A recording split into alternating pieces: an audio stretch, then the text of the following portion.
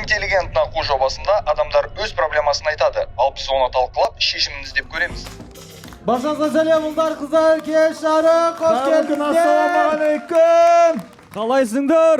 Бұл интеллигент нақу жобасы. Сендерді көріп отырғанымызға өте қуаныштымыз. Мама, зубочистке керек. Тамақ тұрып қалды. Bir kız yerin тұрып қалды. Мен шаш деп айтайын деп едім, бірақ ұялдым. Айтпай қойайын. Шашы дегеннен ерін әдемі да просто. Шаштан да похуже сөз бар ғой, соны айтайын. Сендер мен қалай елестетесіңдер жалпы ма? Біз елестетпейміз, біз көріп жүрміз ғой күнде. Зачем елестету? Үшін группа жібере бересіңдер. Бұл интеллигент нақу жобасы біздің шоудың форматы бойынша келген қонақ немесе көрермен өз басындағы проблемасын, жеке проблемасын айтады. Біз оны талқылап, шешімін іздеп бірге іздеуге тырысамыз. Бізде Негізі сен жасыл аяқ киімін, анан жасыл рубашкасынан дерскі болушы еді негізі. Екеуін бүйтіп отырыңдаршы. Сен вообще юморист құсам отырсың ғой кәдімгі. Юморист емес, қазір жақында ән шыққан жігіттер сияқты отырсың. Или бір онша емес магазин қасында бір джинсы сататын магазиндер бар ғой, соның сыртында тұратын күнге күйіп кеткен мен. Әгугай KZ порталында. Неге Гала өте стильно киініп отыр деп. Мен стильный емес дедім мен. Осындай популистический неге керек емес, короче. Жоқ, бұл бауырын қолдау. Жоқ, стиліне әңгіме айтып отқан жоқ. Образын әңгіме айтып отыр. Образ әдемі? Қай джинсы сататын магазин сыртында онша емес адам тұрды сенің ойыңша? Көп. Семейдегілерде емес. Жауап айтып отырмыз. Астана, Алматыда деп жатқан. Семейде бар ма негізі джинсы сататын магазин? Брат, мен бәрі голый жүріп. жоқ, үйде тұрған мен үш джинсовка киетін адам ретінде айтайын. Жоқ. Семейде джинсовка сататын, джинсы сататын дүкендер өте көп. Сосын ет сататын магазин. Семейде тек қана джинсовка сатады. Хорошо. Так, бірінші рет келіп отырғандар шапалақ ұрсыншы. Бәрін қақта жүрсіңдер осыған шейін. Біз сендерді күттік қой. Осыған шейін біз сендер күттік, болды, бағдарлама жабылады, осыдан кейін бұйырса біз сіздерді күткенбіз. Андай көрермендер бар ма? Осы интеллигент нақудың концертінен көргім келеді, армандап жүрмін дейтіндер бар ма? Мына жақ шапалақ ұрып отыр, ана жақ. Операторлар ма? Біз Жазираның сторисінен келгенбіз десе. Кстати, міне? Сторисінен келгендер. Статистикасы хуйня екен ғой.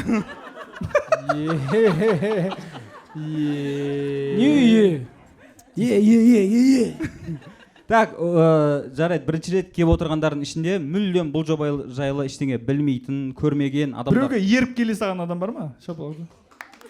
Біреу бүйтті ғой. Ойбай. Жақсы. Кім? Жақсы. Демек сіздер не болатынын білмейсіздер, бұл шоуда? Мам, мына үлкен кісі отыр. Охренеть. Аға, ассалаумағалейкум. Үлкен кісі демес, үлкен жігіт дешейші. Кісі деген бір түрлі жігіт деу керек. Құрдаханның құрдасы деп айтайын. Құрдаханның құрдасы. Құрдас, Жазираға бүгін гала таласады. Мен саған келіп отырмын десең. Микрофон берсек мына жаққа. Таласта атылдым. Көрерменге. Микрофон беріп жіберсеңіз. Біздің. Брат, көрінесің сен еңкейгенмен де бар ғой. Так, есіміңіз? Есім Коммунар. Қалай? Коммунар. Коммуналка келді ма? Коммунар. Коммунар. Коммунар, да. Коммунар. Өте ерекше есім екен сіз. Сіз мағынасын біліп алайықшы бірінші. Бар ма мағынасы? Коммунар. Коммунардың ба? Иә. Тарихта бар ғой. Оқымаған. Париж коммунасы деген естіпедің? Тарих коммунасы. Париж Тарих коммунасы. Уже адасып отыр ғой, так. Абайы масаншы дальше қалай деп. Париж коммунасы дейтін бар, иә? Соны коммунар деп атай ма? Сіз французсыз, иә? Таза қазақ. Жөл мотив. Оленнің қазақшасын білесіңдер ма дейтін ба? Бұғы дейтін. французшасы де. Французшасы. Так, коммунар құрдас. Ау.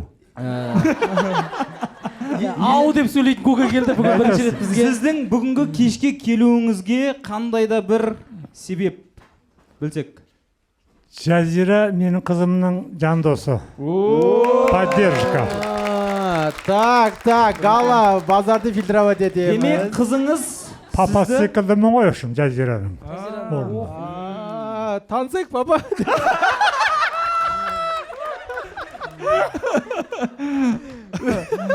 Бүгін Гала қайнатасының алдында бір өнерін көрсетсін деп ойлаймын мен өз басым. Гала осы жол точно шешіну керек.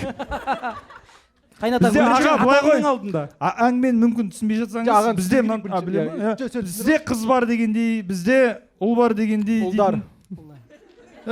Құрдасы зачем? қалың малына келсек көреміз. Қалмар Мальдивтан аралдан не деп тұр ғой, коттедж деп тұр ғой қызыңыз. Көндім. Ақша жинап бастадым. Бүгін дөнер жемедім. Өзім де коттеджімді сатайын деп жүрдім, жақсы болды жаңа коттедж. Ой, шекш. Аға, жасыңыз қаншада? 71-де. Айттым ғой. Өтірік айттырсыз ғой. Еба, сіз сонда Нұрмаханнан жассыз ба? Пас. Нұрмахан деген мына жігіт. Жоқ, өтірік айттырсыз ғой, қаншадасыз? 17. Теріс соққан. Аға, алшын депсіз, бірақ 71 сияқты. Немен айналысасыз? Пенсиядан? Пенсия? Пенсиямен айналысады. Пенсиямен айналысады. Ол жұмыс қой, пенсия бар, балып кету. Біз негізі студенттердің стипендиясын сұраймыз. Қазір жақсы екен. Пенсионерлердің пенсиясы Аз. Аз ба? аз, сіздің курс бойынша ол қанша? 75 мыңнан аса ма? Стипендия сондай екен қазір. Жоқ, 103 мың. Жақсы ғой. Жақсы. Ту, тесе шал болғым келіп отыр. Түк істемей ақша тапып келе ма? Үйде жатып ақша тауып осылар ғой. Аяқты көтеріп тастап. Көтерілсе аяқ. Көтерілсе. Жоқ, аға, бұл жерде әзіл форматы, барлығы әзіл жекенізге Түсініп отырмын, иә. қалмаңыз, иә. Жеңіл Өмірде прикол ұстап тұрған шығар, біраз. Мына жасқа дейін. Пенсияның өзі прикол ұстапты. Иә, 103 мың деп. Енді 103 мың пенсия алатын адам кезінде қандай жұмыс істеді? Кезінде педагог болғам, мұғалім болдым. Осы Алматыда, Абылонада инспектор болдым, методист болдым, бизнеске көштім. Содан жүрміз ғой. Бизнес ол пенсияға тұрып. қатысы жоқ, просто Қатысы жоқ. қандай бизнес? Адам өлтірем десе. Ұнамайтын. Анау ма? Разнара шығу 5000 теңге. Аға, өте стильный екенсіз. Өте стильный, вообще образыңыз ұнап отыр. Қайнатасына жайлап. Күйеу бала қайнатасына тартқан стильный киініп отыр. Қандай бизнес сонымен? Өз зайыл деппін ғой. Мен Қайната түсіндіріп қойшы. киім сатқанбыз. Киім сатқансыз. Міне. Астатық киіп жүрсіз ба сонда? Сіздің киім дүкеніңізге модель сыртына жарып қоясыз. Сыртында тұрады. Күнге күйіп кетеді. Бізде формат бойынша бұл шоуда адамдар өз проблемасын Төбелеспейміз десе. Көрермендермен төбелесу жоғынан ескертіп қойшы болсасын. өз проблемасын айтады, мәселесін айтады, біз соны талқылап, шешім іздеп көреміз да. Сіздің өміріңізде мысалы бір жеке басыңыз проблемалар бар ма? Проблема емес, мүмкін бір мәселе болса бөліссеңіз, талқылап көрейік. Қисса әңгімелер жаңағы. Мен айтсам, сендер ол бірден түсініксіз. Екіншіден, менің жасыма жетпей, оны шешу деген енді ауыр тиетін шығар сендерге. Аударып бермен бұларға. Көреміз, талқылап көріп бізге. Көрейік та хотя бы. Шеше алмасақ та қызық бізге. Сәл ұшын шығарсаңыз. Айтсаңыз, біз дей саламыз хотя бы. Чай керек па? Проблема жоқ қой. Қандай проблема уже көрініп тұр. Склероз. Жоқ, склероз емес. Қарызға қатты кіріп кеткен болатынмын. Оны біз шеше алмаймыз, дальше. Келесі. Мысалы. Жоқ, себебін білейік та хотя бы. Не себепті және қанша суммаға? Киім көп аламын десе бірге. Астаты көп болады десе. $3 миллион. 1,5-ын қайтардым. Енді $1,5 миллион бар. Бәрін саттым. Сол үшін де ұзақ өмір сүріп жүрсіз, Иә. Қанша құтылу керек қой? Соны пока қайтармай, мен енді өліге ол жаққа бара қоймайтын жармын. 1,5 миллион әлі қарсыз ба? Бар әлі. Мына концертке билет алғанша лучше. Жайлап азайта бермейсіз бе? Жазира деген не ол? Театрдан көресіз оны, басқа жерден көре бересіз ғой. Папа уайымдама. Жастарды қолдау керек қой. Ой, рахмет. Біз жастарға сенеміз. Тамаша. Жастар ғой бәрін жасайтын негізі. Жастарды қолдау керек, мысалы үшін бізде осы жобаны бүгінгі шығарылымын Aviasales KZ қолдап отыр мысалы. Неге оны айтпасқа? Арзан ұшақ билеттер желісі. әуе билет Иә. арзан дұрыс айтты Иә. дұрыстамайды ақша түспей қалады қазір Дұрыс айт. Дұрыс осы. дұрыс осы Иә, дұрыс әуе осы. не ол? Арзан ұшақ билеттерін. Әуе іздеп- билеттерін. Жүр. Ұшақ билеттерін Иә, ба? иә. Әуе қайда қалды? Маған жаңа ғана текст келді. Мен склероз емеспін. Сондықтан да авиасейлске ерекше рахмет. Қошемет соқып қойыңыздар. Ол просто арзан дегенде қаншалықты арзан? Мысалы, Енді 1,5 миллион доллардан арзан. 103 мың пенсиядан да арзан болып тұр. Мен өткенде Шымкентке барып қайттым сөйтіп. Арзан билет. Құрдас жаңа 40-қа толып жатыр соған. Өңшең шалдардың ойлашы, ортасына барып. Нұрмаханның құрдастары 40-қа келіп жатыр. охренеть иә охренеть Ол үйлен, ол Нұрмахан Андай бальзамның иісі шығатын жерге бардым ғой. подъездный шығатын мындай Вазелиннің. Сондай жерге барып. бірдеңе шиқылдап жатыр еді, бәрін билеп жатыр екенсің. Музыканың дауысын қатырақ шығарып қойды, билеп отыр. Так, қарыздан басқа не бар, аға? Қандай проблема бар? Или осыған ба наданный момент сізде? Жоқ, он Проблема. 3 миллион доллар кімнен қарыз алдыңыз? Не үшін? ол товарный қарыз ғой негізінде. товарный қарыз. Товарный, Қазақтарға ма қарызсыз ба? жоқ. Болды ғой. Арабтарға, қытайларға, түріктерге енді көп қой әкем. Халықаралық қарыз дейсіз. Халықаралық қарыз. Өте жақсы. Солардың бәрі жинап шай беріп жүру керек десең. жоқ Берейік. Шаймен құтылып кетсең. именно товармен айналысатын бизнеспен айналысатын адамдардың всегда обороты минуста жүреді ғой негізі всегда қарыз ақша не Егер зат сен ала дұрыс береді ала істей береді не в целом ол нормальный нәрсе бірақ 3 миллион доллар қиын болады Теңгемен қанша ол сонда? 150 миллион теңге 850 миллион да кетеді. Жоқ, одан көп. 850 миллион дейтін. Жоқ, одан көп. Дархан Жолшыбек деген жігіт бар, если что. Иә, қазір. Қызы бар, иә. Сол жігітке хабарлассаңыз. 850 миллион дейтін сіз сонда неше 8 жыл өмір сүру керексіз ба пенсиямен жинау үшін? Жоқ, оның енді қара, жартысынан құтылдым деді. 400 миллионнан құтылған. Тағы 400 миллионы қалды. жоқ жартысы сол 800 миллион Жоқ, жартысы қалған осы. Мәссаған. бұл ондай ақша есептеп Ештеңе болады. Сорлылар Алла көмектесер. Біздікі чисто арзан ұшақ желістері ғой.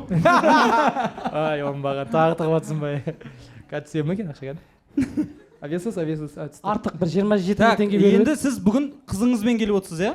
Иә. Неше балаңыз бар? 5 балам бар.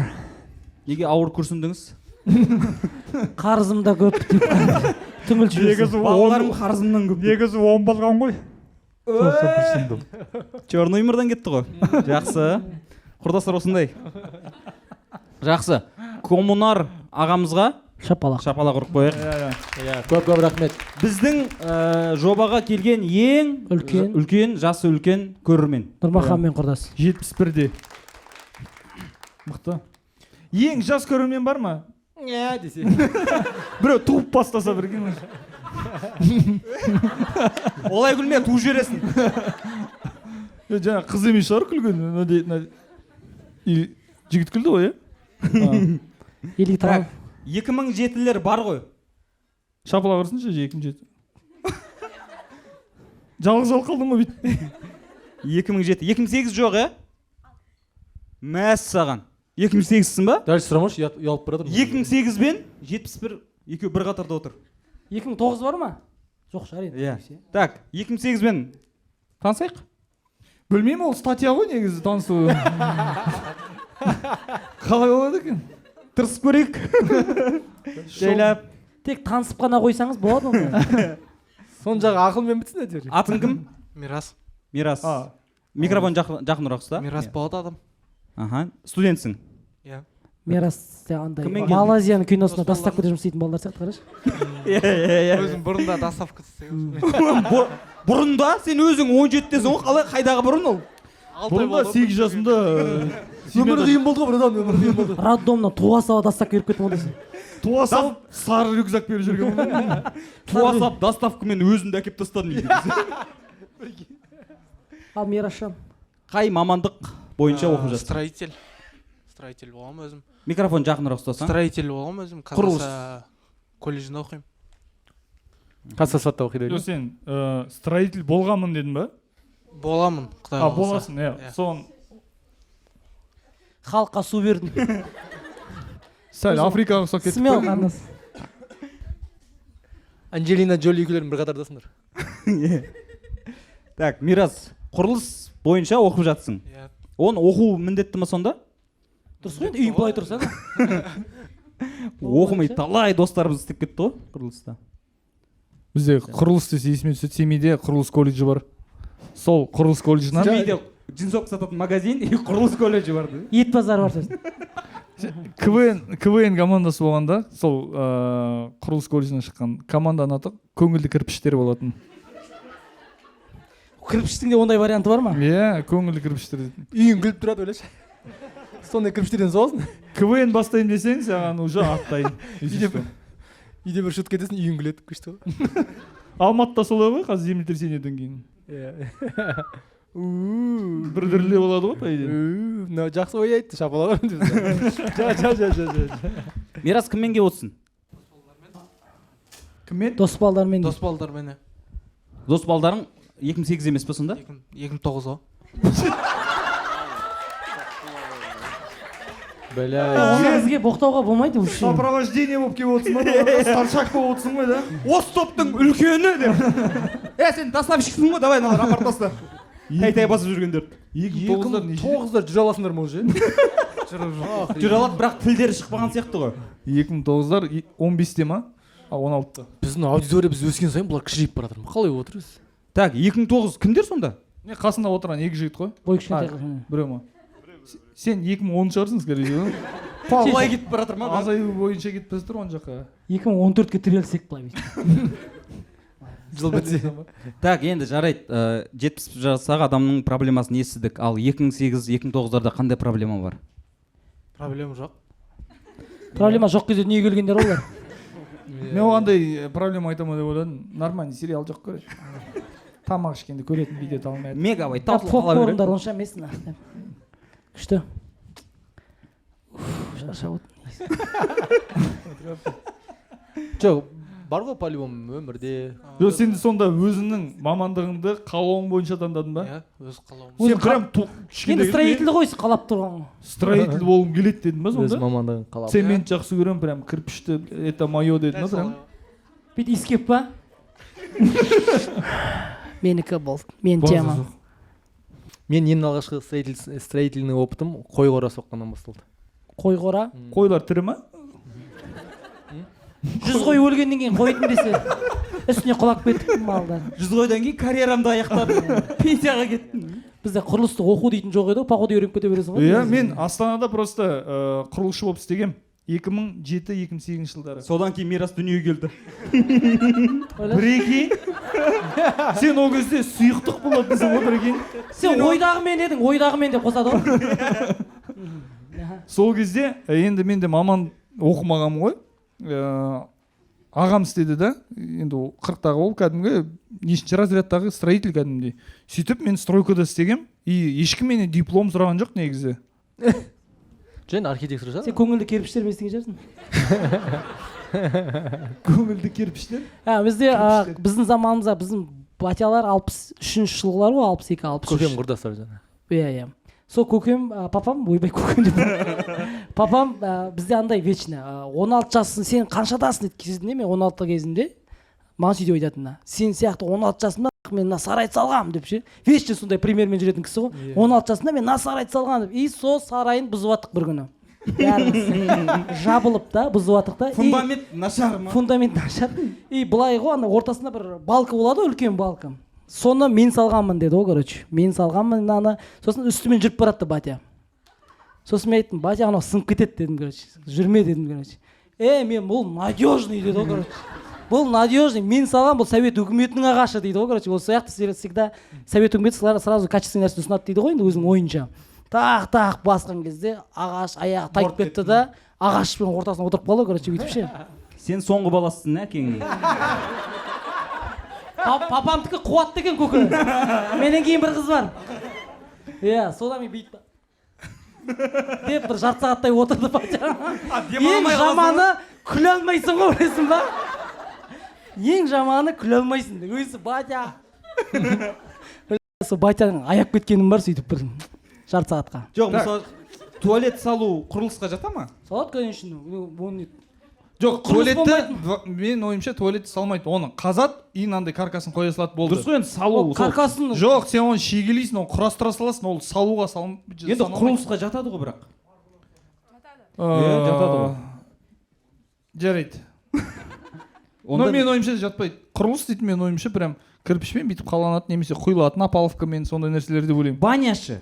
Баня, иә. Онда мен баня салғам. Баняны қалай салдың? От жағып жібердің сосын. Костердің жанында жуыну баня болып саналмайды. Иә, мамаң үстіне бақырашын су құйып тұр, ол баня емес дейсің что? Монголдар сияқты.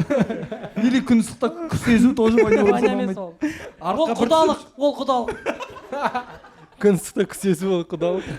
Жоқ, мен мектепте оқып жүрген кезде үйдегі бүкіл туалетті и баняны Ауылдағы бүкіл туалет ма прям? үйдегі. Үйде туалет толған сайын жаңасын саласың ғой. Батяс бүйткен ғой, үйде отырып, қой, бля, баня сал. Ертең біріншісінде бар. Менде мынандай тәжірибе болған. Ауылда жылқы қора салу керек болдық. Сендер айтқан, қой қора, жылқы қора, неше қора бар? Негізі атпен сөйтіп қоямын, бізде бір қора деп айтады. Сендер бүкіл малды араластырып Иә. Мен қой, жылқы бәрі бірге тұр. Мен мына қойлармен тұра алмайды екенмін деп айтады бізде. Ондай жоқ бізде. Қора, ол қора. Ішінде қайсар да бар ма? Или мен, или жылқы. Бізде жылқы қора бөлек, қой қора бөлек, сиырлар бөлек тұрады, білмеймін. Цивилизованный адамдарда солай болады, негізі. Бізде мал қора болып кетеді Қойдың вообще. астындағы қой өзінің емесіне жата береді. Оны қиғып бөлек шығарасың ғой, 1-2 жылдан кейін. Жылқы о жерде жата алмайды, жылқы, короче, бөлек жату керек, короче. Жоқ, бізде де солай, бізде бөлек жатады, бірақ общий бір не. Аздание ма? Иә, бір. Мысалы ортасында да немен қоршақ қоясың. Жоқ, жылқыныкі бөлек. Или сендер нормально тұрдыңдар. Жылқыныкі бізде бөлек тұратын былай. Жылқыға шөп салу үшін бөлек қора жасайсың андай. Бойынан келетіндей қыста шөп саласың ғой. Сондай отдельно еме қалдырасың, андай кеңістік қалдырасың. Вот. Сондай жылқы қора салдық, короче. Болды ма? Болған жоқ деп ойлаймын, өз басым. Бірақ походу қоя береміз, та кеттік. Сөйтіп ана жылқы қораны салдық и короче күзде ма өртеніп кетеді ғой қора. Ішінде жылқылар кетіп қалады еще. Жылқылар? Сразу шашылып болды. Не қой, стейк шықты деп ойлаймын. Қазақ гриль ма? Жылқының артынан аузына дейін темір тықтық та өйтіп. Ақыры өлесің де. Шыдай тұр деп сәл қалды. Семейдің бір етке тойғаны сол жылы. Семейді толық жылқының етімен қамтамасыз еткіздік. Бізде сондай болған, жылқыға кетіп қалдық қой. Кішкентай кезімде бір Бая құлынның суға кетіп қалатын еді, сен жылқыға кетіп қалдың ба? Бір досым қайтыс болып кетіп сөйтіп. жылқының бір бие туады и туғаннан кейін, по-моему, бір аптадан кейін қасқыр тартып кетеді ана биені.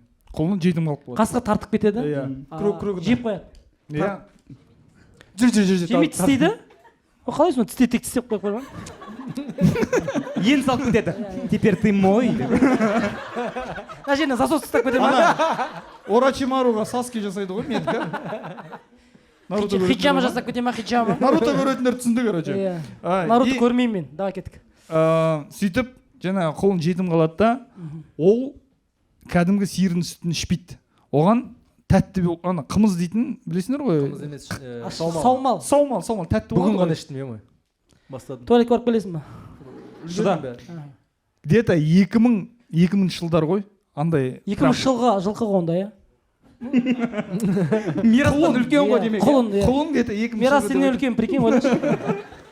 Сөйтіп ол құлынға сиырдың сүтіне қант қосып береді ғой. Прям бәленбай мөлшер қант алып, ана құлынға ақша салады ғой. Өйткені қант қымбат кез ол кезде. Сөйтіп ана ат болып кетті ма? Жоқ, Құлын бүйтіп сүт жеді. Что-то қант аз тақсалшы. Бір ай бойы, короче, күн сайын ана сиырдың сүтімен қант ішіп жүреді де, бір күн өліп қалады ғой просто. Сахарный болып па? Сахарный диабет бірге. Еба, сахарный ауырған ба? Апашка, ана, мен әжем ғой. Құлынды құшақтап отырып, қант деп жылады. Ана құлынды боқтайды ғой. Қайран кеткен ақша деп, короче. Қаншама сүт кетті, қаншама қант кетті, енді бүкіл мейірімін салып жүрді. Апашка кәдімгі бөлек соус қалдыртып, бутылка жасап, күн сайын емізіп. Просто оянбай қалған ғой, короче. Тәртен, оны көрген мен, короче, бізде туалетке барышын қорадан өтесің да. Мен қорадан өткен всегда құлынға қарап өтемін, иә. И қарасам, құлын жатыр, короче, бүйтіп. Нет. Жатыр дегенде қалай? Олай, отырып жатыр. Сіресіп қатып қойған. Иә, бүйтіп тұр, короче, бірақ көзі ашық. мен келемін де көз ашық көкірек ояу. иә өнтек көз ашық көкірек ояу үркітем вообще реакция үркітем дегенде қалай? үркітем бүйтіп шошытам жануарды үркітеді адамды шошытады кеттік давай. сөйтіп үркітем анау реакция бермейді ғой жанына келем түртем реакция жоқ и бүйтем ғой көзіне бар ғой ашық тұр ғой бүйтіп көзіне заузанып тығамын ғой бүйтіп реакция жоқ короче бүйтіп көзін басасың ғой чық деп аяқтан есік ашылса тайная комната прикинь. гарри поттер болса Добро пожаловать қора. и сөйтем де мен аны іші ашады ғой іші ашылмай ішінде дохуя сахар. тайный комната Сахар беремін, сахар. Тайная комната. и сөйтем де туалетке барып келем и сосын мен білмеймін ғой құлынның өліп қалғанын мен ойладым наверное жануарлардың көзін шұқысам көзін жұммайды марғайт етпейді деп чай ішуге келдім сосын Страхын алып қойған ғой уже. иә мен апама айтамын ғой оны апа жаңа құлынның көзін шұқысам Отмороз екен дедің ба? Қозғалмайды екен. иә қозғалмайды десем апа дейді жүгір и мен ас үйден жүгіріп шығып кетеді ғой Ойбай. Қорадан өтіп туалет кетіп қалса. құлынды аяған жоқ қой Ол да басып көрсе. Қатты қыстап тұр. Апа екінші көзін басса. есік жабылса Істеп тұрса. Есік Жылқы бүйтіп тұрды да. ашма деді қолымдан. Жылқы өстіп қарап тұрды да. Ей за***ал күліп қойса. Параң істейін деген болмады ғой. Семьяларыңмен далбар кезінде Не істейді анау екен? кеп бір шықиды, мынау кеп бір шықиды. Семейде бәрі осындай ма десе. Ой, бля, бір жылқы осынша әңгіме болады деп ойлаған жоқпын. Охренеть. Сонымен пранк өткен жоқ. иә сөйтіп мен білмеймін по-моему 3D сол 3D деп ғой Колбасныйға өткізіп жүрген жоқпын. құлынды иә көміп тастады жоқ арам өліп қалды ғой оны жеуге келмейді Бізде ала береді колбасын. Соларды бісміллә деп жей береді де соларды шашлигі дерзкі болады десе. Мұны ата. Зато қантпен. Атаға бір көңіл беріп қойыңдар мұны ата. әдемі ғой Ата осындай шамалы ауыр нелер керек. Мынау отыр ма? мне кажется 3 миллион қарыздан кейін ауыр тема жоқ сияқты атада хуйня әңгіме айтып отырмын Бір ғой құлынның өлімі не болды? екі мөлшер қант деймін ба хуйня екі кофтаның ақшасы ғой Ол хуйня нан тыңда десе. Бір күні бір аттың көзіне қомтып атам ғой десе. Жоқ, біреу бір күні көзіме қалды ғой. Көзіне тығасына дәлші кете берсің өйсіп. Артынан шықсам еді. Эйсин тура қысап. бегемоттың артынан шығатын ба Эйсин тура. Джим Керри. Көргендер түсініп отыр. болдық па Болды. Мен де сондай ит. Болды, қайттық. Отработали, кеттік болды. Абай сіз айтып ма? Құрметті көрермендер, интеллигентна қу жобасының бүгінгі қонағы актриса Жазира Еркін.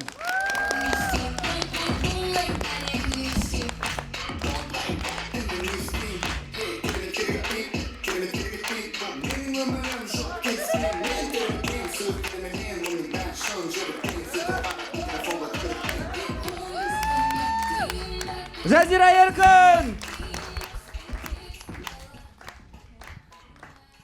Жігіттер мен жұмыста жоқпын естішті. Қош келіпсің, Жазира. Қош көрдік, рахмет шақыруларыңызға. Келгендеріңізге рахмет. Қайырлы кеш. Қалайсыздар? жақсы қымбатты көрермендер бізде Жазира Еркін негізі техникалық кешке яғни түсірілім болмаған концерт келген Екі рет келді. екі рет келді ма лепте бір рет Тегін келді келгеннен кейін естен шығып кете береді да. Сол кезде жылады да неге шақырмайсыздар мен сен? Сін амал жоқ, шақырып отырмыз эстрада. Жоқ, негізі шақырғанда қалай? Бұл жерде Гала деген жігіттің Өтініші болды да андай. Иә. Жақыннан қойшы. көрсем деп қол ұстасам деп. Публично кешірім. Сонда саған личкаға жазудан қарағанда эфирге шақырған жеңілірек болды ма? Гала ұнатқан қызда, егер бір танымайтын бір қыз келсе, ол значит Гала ұнатып жүрген қызы, если что. Неге айттым оны? Иә, все, қалжың. Жоқ, енді бұл бетпе-бет көрсеткісі келді ғой. Иә. Бірақ жалғыз болмайық деді да. Иә, кішкене достармен Куәміз. жоқ біз сен лақтырып кетуге дайындырмыз негізі Гала Жазира жаққа спокойно секіріп кетеміз Гала Жазира жақтамыз, если что, мен қыз жақтан келіп отырмын. аны танымаймын ана баланы. ата балықтан бірге келіп отырсыңдар. Ата жақтан отырмын мен. Қарызда екен. Жоқ, Жазира қалың малға енгізсе болады ғой. Атамның қарызын жабу деген. Немесе деу керек. Қанша деді, кстати, есіме алдым. Қалайсыз ата? Қош келдіңіз. Ата демесеңші, көке деп айту керек шығар. Мужик қой кәдімгі. Ата деуге қимай отыр. Красавчик екен да? Жап-жас, красавчик на стиле. Қартайғанда осындай болғым келеді, бірақ қарыз жоқ. Қанша дейсіз жаңа қарызыңыз? 3 миллион доллар. Сен оны жаба алмайсың. 1,5 миллион доллар. Қалды. 1,5 миллион доллар. Қалмал. Мен келісіп қойдым же. Папамен келісіп қойдым. Келесі сұрақ. Кім жаңа менің аудиторияма тиіскен кім? Білмеймін, сол бір талбан бар ғой. Данияр ба? Зып етіп менің аудиторияма тиісіп. Мен өзінің статистикаға қарамаймын. Менің аудиториям бар ғой, айналып кетейін. Қанша оған келді? Үй жандарым. Вообще менің аудиторияма тиіспеңдер. Бұйырса курс аласыңдар. Өткен техникалық кеште жаңа қалмал туралы айтылғанның есіме түсіп кетті да. Жазираның қалмал өте прям нормальный. Балиде вилла деді. Мальдивыда. Жоқ, Бали. Махыр ғой. Махыр. Ол қалмал бөлек екен ғой. Қалмал бөлек қой. Қалмал дейтін әңгіме қозғалмау керек. Қалмал наличкой. Қалмал наличкой. Қалмал наличкой. Жерге қойып беру керек па? QR жоқ. Рет жоқ. Рет жоқ, перевод жоқ. Жазира еден шығып тұрмайды. Нәскиге салып алып келесің. Полосатый. Полосатый болу керек па ішінде? Полосатый нәскиіне салып алып келесің. Қара енді, сенің махырың Балидегі вилла, ал қалың малың Салидегі. суммасы. Оны білмеймін ғой мен, мама папалар өздері шешетін шығар. Баққан солар ғой. Сенің өзің андай әңгіме айтып отырсың. Мама папаңды алғыдай сақтасын. Махыр менің желанием. Қалың мал ата-ананың өздерінің Сен айтады. даже араласпайсың, иә? Мен не деп араласам? Типа, сұрай беріңіздер мынанша дейді. Ондай жоқ па? Мен айтамын, мам, пап, тапи. Смело. Міне 2 дипломым. Неше диплом бар? 2, 3 сертификаттар. Кстати, менде диплом жоқ. Міне. Міне түсті қалың мал. Қалмал түсті. Сен неге қалмалды дипломмен не Жарайды, мен сөйлеп. Диплом қайдан не патент еткен? Өзінше бүйтіп Жазираға жағымсың деді бүйтіп. Ялып отырмын. Вот так состаришься, ялп. Кезінде Нұрмаханда үй алған. Да. Үй жоқ бірақ. Жоқ, ол шын бар ғой, блин, мен жаңа, короче, бір подкастқа барып келдім да. Күшті интервью болды. И сол жерде де сұрап жатыр да, типа жігітке деген критерияларың қандай. Неге менің айналамда тек қана сондай сұрақтар? Мен басқа істеп жүрген өзім шаруаларым бар ғой. Сол. Иә, соны айтайық та, иә. Мен тура тап мен отношенияммен танымай ақ қойшы, пожалуйста. Просто кім жүрмей жатыр, айтшы, кім үйленбей жатыр, кім бала тумай жатыр, какая разница? Просто әркімнің өзінің жеке өмірі бар ғой. Давайте басқа тақырыптар, куча. Мен мысалы театрға жұмыс қалды, представляете? 29 мамыр күні Конкордия театрында Мені тауып алшы деген спектакльде басты рөлдердің Неге бірін сомдаймын. отношениеге қатысты спектакль? Мені тауып алшы. Жоқ, бетегілі спектакль, ол Жазираға жазылған. Ішінде бір масокада ойнайды, мені тауып алшы дейді ғой. Жоқ, ол бір тормоз жігітпен. Өмірден алынған болып тұр ғой, Иә. Осы сахнаның айналасынан алынып тұр ғой. Алысқа бармай қойсақ болады. Әлбетте. Ол спектакль тормоз жігіт туралы ма? Тормоз жігіттің шешімінен туған өмірлік қиындықтар туралы. Личкаға да жауап бермейтін шығар, скорее всего, еще ол, иә? Қайдан білейін оны. Жазып көрді дейсің. Ол жерде сен бас рөлдесің. Иә. Қосымша рөлде. Қарама қарсы рөлде кім? Менімен бірге Алмас Шаяхметов деген керемет актер бар, Мұхтар Әуезов театрының. Ол кісі Төлегенді де ойнаған, Ромеоны, Ақан серіні ойнаған керемет актер. Ол үлкен кісі ғой? Үлкен болғанда енді. Тормоз жігіт қой енді.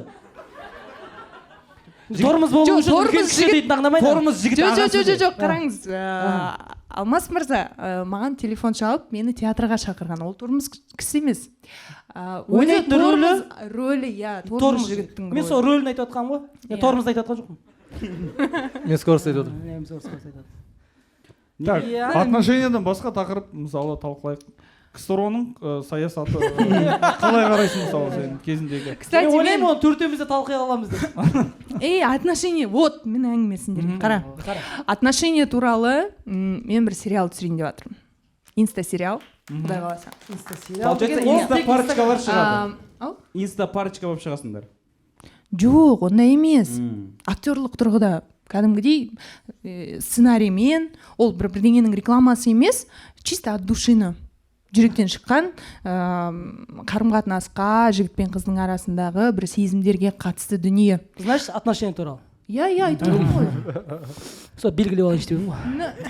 Главный актер табылды ма? Қырғыр, менің отношениям туралы емес. Жоқ, сол ғой қара. Жалпы жігіт. Сенің отношенияңнан бүйтіп шықсақ, қайттан Иә. сенің жұмысың отношениеге қатысты болып қалып отыр ғой. Иә. Так онда Қазақстан футбол туралы айтайық. Сол футболға жігітіңмен бардың ба? Қайта отношениялар жүрсің. Қай жігітпен барар едің футболға? Так, отношения Формыз жайлы... емес жігіттен бар. Онда Алмас Шахметпен барасың десең. Алмас ағам ғой. Сондай, давай тағы басқа қандай проблема бар? ол сериалды қашан түсіріп бастайын деп жатсыз? Бұйырса бір 2-3 аптаның көлемінде бастаймыз. Сценарий уже дайын. Просто қазір мен группаны күтіп отырмын, операторды, камераларды. Группаны күтіп отырмыз, олар диплом алса, бұйырса бірге жуамыз да, құдай қаласа сосын түсіреміз. Ол ютубқа, инстаграмға дедіңіз? Инстаграмға. Дедлайн, ойбай, хрон. Тиктоктан көріп қалмайын. Хрон ары кетсе 2 минут. Галаға Символично. Галаға жақын Бері кетсе 1 минут. дедлайн екен. Просто мынандай ғой, енді актриса ретінде менің өзімнің бір наразылығым бар да кино саласына. Сізде диплом жоқ қой, қалай? Диплом жоқ деген білімсіз деген мағына емес. Демек, сен кинодағы Сен де екінші курстан шығып кеткенсің оқудан. Сенде де диплом жоқ. Менде диплом сол жоқ. саладағы Мен маман емеспін, значит. сол салаға көңілің толмайды. Кейбір дүниелер бар, иә. Иә, нақты. Соған орай материалға, сценарийлік материалға, анығын айтқанда маған берілетін рөлдердің материалына. Байқасаңыздар, қазақ кинематографында қыздардың бір басты рөлде сомдайтын анау айтқандай бір рөлдері көп емес. Жоқтың қасы.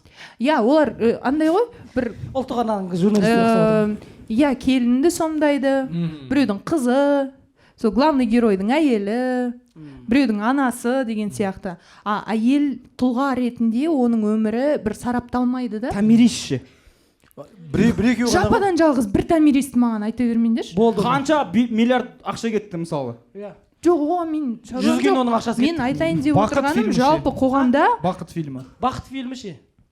Бар ма сондай? Жоқ, мен бұл жерде дебат Сен сұрағанды мен де сұрай салдым, досым. Иә, бұл мақсат дебат ұйымдастыру емес, жалпы басқа да қыздардың өмірлік, тағдырлық жолын ашып көрсету. Мәселе сода. Демек сен өз қаражатыңды Жазира? Қолдап отырсыз. Жазира? Жоқ, сен неге мен қазақша сөйлеген мысқылдап отырсың? Жоқ, мен тым мысқылдап отырмын, мен сені қолдап отырмын просто. Жазира өте күшті қазақша сөйлейді. Өте керемет, көркем, әдеби қазақша сөйлейді. Көркем әдеби қазақша сөйлейді. Әңгіме творчествода. Өз қаражатын салып, миындағы Инстаграм сериал түсіру. миындағы идеясын өз шығарғысы келіп тұр, ешкімге жалынбай деп. Демек, деген идея ғой. Демек, мен просто Инстаграм сериал түсіргенмін. Күшті қандай? Онша емес. Жоқ, мен солай ютубтан күміс күн болып қалған. Күшті, құтты болсын. Білесіздер ма, негізі үлкен еңбек екен. Мен просто кіріскен сәттен бастап уже шашыма ақ түсе бастады ғой. Мен и так шамалы нәзік болам ба, осы әлемге еркелейм ау деп жүрген кезде пашамать деп уже приходится. Пашамайды толық айтсаңыз. Жеке қалған кезде өйтіп айтқан жоқсың ғой. Мінезіңде бүкіл жаңағы. Мен просто Инстаграм сериал түсіргенде 15 мың теңге кеткен. Қандай качество? Енді бұл жерде Бұл жақта творчество туралы айтып жатыр да. Качество деген сөз бұл жерде негізі отсутствует. Рахмет. Жоқ, Жазира, енді сен жаңа айтып жатсың, әйелдің рөлін дұрыс көрсетпейді деп. Ал бұл инста сериалда Жазира кім болып ойнайды сонда? Мужик болып ойнайды десе. Просто әйел адамды көрсете алмаймыз да, сондықтан мужик болып. Бас кейіпкер қыздың рөлін сомдаймын. Былай айтқанша, среднестатистическая жизнь юной девушки, 25 жасар қыздың. Көркем әдеби сөйлейді деп өтедің, ағай? Примерно деді ғой. Так, ол кім? Ол қыз. бля гала бар екен ол қыз блин мен айтқым келіп тұрған жоқ ол андай күшті шығады шығар надеюсь иә бұйырса. конечно Неге айтқың мен келмей өте тұрғанда? қатты сеніп тұрмын жоқ бұл отношения туралы өзім айтамын шабақ деген. соның өзі де жеткілікті деп ойлаймын. Енді бірден түсінген шығарсыздар менің целевой аудиториям енді бір қалай айтсам болады, өзіміздің құрдастар ғой енді 20-дан былай қарай 35-ке дейінгілер көреді құдай қаласа. 2008-2009-дар көрмейсіңдер. Көрсін. Сендерге блюр қылып көрсетпейді. Бұлыңғыр қылып. Японский сияқты көрсетемін сендерге. неше серия болады? 7 серия. 7 серия. Все, бізден репост, екі просмотр ғой бізден. 4 просмотр де 4 просмотр. Бір-бірінің телефонымыздан көреміз ғой. 2 просмотр. сосын мамаға инстаграм аш деймін, сол жақтан бір қараймын. Жақсы сериал данжа мынандай комментарий болады ғой. Жақсы сериал екен, май сатам 3000 теңге дейді. Соны ерінбей жазатындар ше. Мен ұйықтатпайтын еркек керек дейтін ше. Өтірсіз. Сол оңбағандар кімдер? Сол мені ұйықтатпайтын еркек керек дейтін әңгіме. Тұртып отыратын біреу керек ше. Тұр. Мен сол нәрсені бар ғой, айта бергенді өте қолдамаймын. Өйткені айтқан сайын ол дами беретін сияқты. Өте вниманияға іліне беретін нәрсе ол өсе береді. Никто это бір жағынан дұрыс айтып отырсың, бір жағынан дейтін бар ғой. Бір жағынан дұрыс айтып Бір жағынан дұрыс айтып отырсың, бір Жоқ, жағынан. сенікі дұрыс. Бірақ кстати, бірақ дейтін нәрсе осы сөзге дейін айтылған нәрсенің бәрін обнулять етеді ғой. Сенікі дұрыс, бірақ уже мына жақ 0 ғой болды. Негізі бірақтан бастап тыңдау керек па? Сразу бірақтан бастап оқысаң бат сразу. Бүкіл тақырыптан бірақты тауып алу керек қой біз. Это как сен маған ұнайсың, бірақ Бірақ сен галасың. Сен даусың бар, неге дейтін бар сосын. Сен даусың күшті ғой, неге дейтін бар. Сен даусың күшті ғой, неге инста сериал түсірмейсің? Кстати, көп актрисалар бар ғой. Актер таптың ба сериалға? иә. Ол сен емес бауырым. Болды. Я тебе больше скажу, мен бірінші актерді таптым. Сосын камера тапты. Актер шабыт берген болып Бірінші актер тапты да сериал түсірем деді. Гала, ең басты Жазираның өмірінде актер болып қалма. Или өмірінде актер болып қал. Өмірінде актер болсаң да массовканың актері болма. Өмірінде массовканың актері бол. Сондайсың ба? Жоқ, анау клип бар ғой, Ирина Кайратовнаның Айдахар деген. Сол жерде клиптағы Бека бар ғой. Сол Шыңғыс Бейбітұлы деген актер. Сол жігіт екеуміз бірге жаздық сценарийді. Сол екеуміз 2 минуттық, иә? Ау? 2 минуттық. Иә. 1 минут ол, 1 минут сен.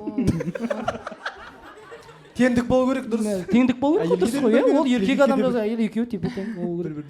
Сондай. Тамаша. Өмірде Сәттілік біз мүмкіндігінше қолдаймыз. Рахмет, бұйырса. Біз мүмкіндігінше қолдаймыз, бірақ Біздің мүмкіншілік шектеулі. Біздің мүмкіншілік сол сторис қой, по идее. Гала өзінің бір 8 аккаунтынан салса, Алла қаласа. Техничен тығылып жазатын аккаунттар бар да. Основной 8 неше фейгі бар еще бұның. Фан аккаунттар чисто жүргізеді ғой. Гала фан дейтін 3 аккаунт бар бәлі. Усер 16 деген. Усер? Юзер ма? Мен қазақша оқыдым просто. қазақша болса өсер деп айту жоқ. Ой деген көрмедім де. Данша бар ғой, уже латын әрпіне уже көшіп кетті, видишь? Қандай дамыған азамат. Мен инстаграм сериал түсірейін жатырмын бұйырса. Кстати, Ең басты актриса тауып ал. Даниярдың инстаграмға түсірген сериалының аты «Мен және ты». Не деген креатив. Банально. Ол маған ауылда андай депрессияда жатқан кезім ғой, жұмыс жоқ, түнгі студиядан шығып кеттім, ауылға кетіп қалдым, кризис. Қанша серия? Мен қазір шығып көрем. 3 сезон. 3 сезон. 3 сезон түсірді. И сосын соңында YouTube сериал болып шықты ол. Алматыға келіп түсірдім да, и сонымен YouTube құнап қалдым мен. Қай жылы? Ол енді ол тәуелсіздік алғаннан кейін. Атамдар енді қарызға кіріп жатқан кезде. Атам өзі оборотты айналмай алмай жатқан, киім сатып іріп жатқан кезде мен сериал түсіргем. Екеуміз бір жерде темекі шеккенбіз анау. Менде депрессия, олда депрессия, оң қарызда екен бірақ. Сөйтіп сериал түсіргем. Ну, типа не депрессия кіріп кетпеу мақсатында түсірілген сериал. Данча аузынан типа деген сөз ғой. Данча өртеніп баса ғой, типа деген сөз шығып кетеді ғой. Аузынан типа деген шықса мен өртеніп бардым. Жігіттер, құтқарыңдаршы мені. Сөйтіп сәттілікке ол өйткені үлкен не алып келді, бұйырса Алла қаласа. Негізі мен сенемін ол нәрсеге. Екеуің ғана ойнайсыңдар ма? Басқа адамдар бола ма? ол жерде енді көшеден бір өтіп бара жатады шығар енді апа бір аға ол жерде арт жағынан жоқ ол жерде бір актерлық перформанс. енді басты екі кейіпкер жалпы идеяны жеткізсе болды деп ойлаймын. Бұл негізі үлкен полный метрдің дүниесін бүйтіп жинастырып продвижение алып бірінші жатсыздар ғой жайлап. ютубқа істеймін деп содан бүйтіп келіп давай инстадан бастап көрейін деген нәрсе ғой. статуспен қалып кетпесе болды ғой. Да, сонда Мына WhatsApp статусқа саласың. жоқ, кез келген нәрсе бірдеңеден басталу керек қой. Мен дегенде қазір кинотеатрға түсіріп ойбай косяктан косякқа кіріп ағам құса отпайын. Жоқ, ол деген вы что, это большие деньги. Қазақстанда қыз бала сөйтіп бір масштабный проект істегені өте қиын. Өте қиын. Сондықтан да өйстіп инстаграмнан бастайық, иә? ебай кәдімгі DVD көріп отқан адам жатып шықылықтап келген жаңа үшеуі Том мен Джерридің достары болып жетеді ғой похуй жатады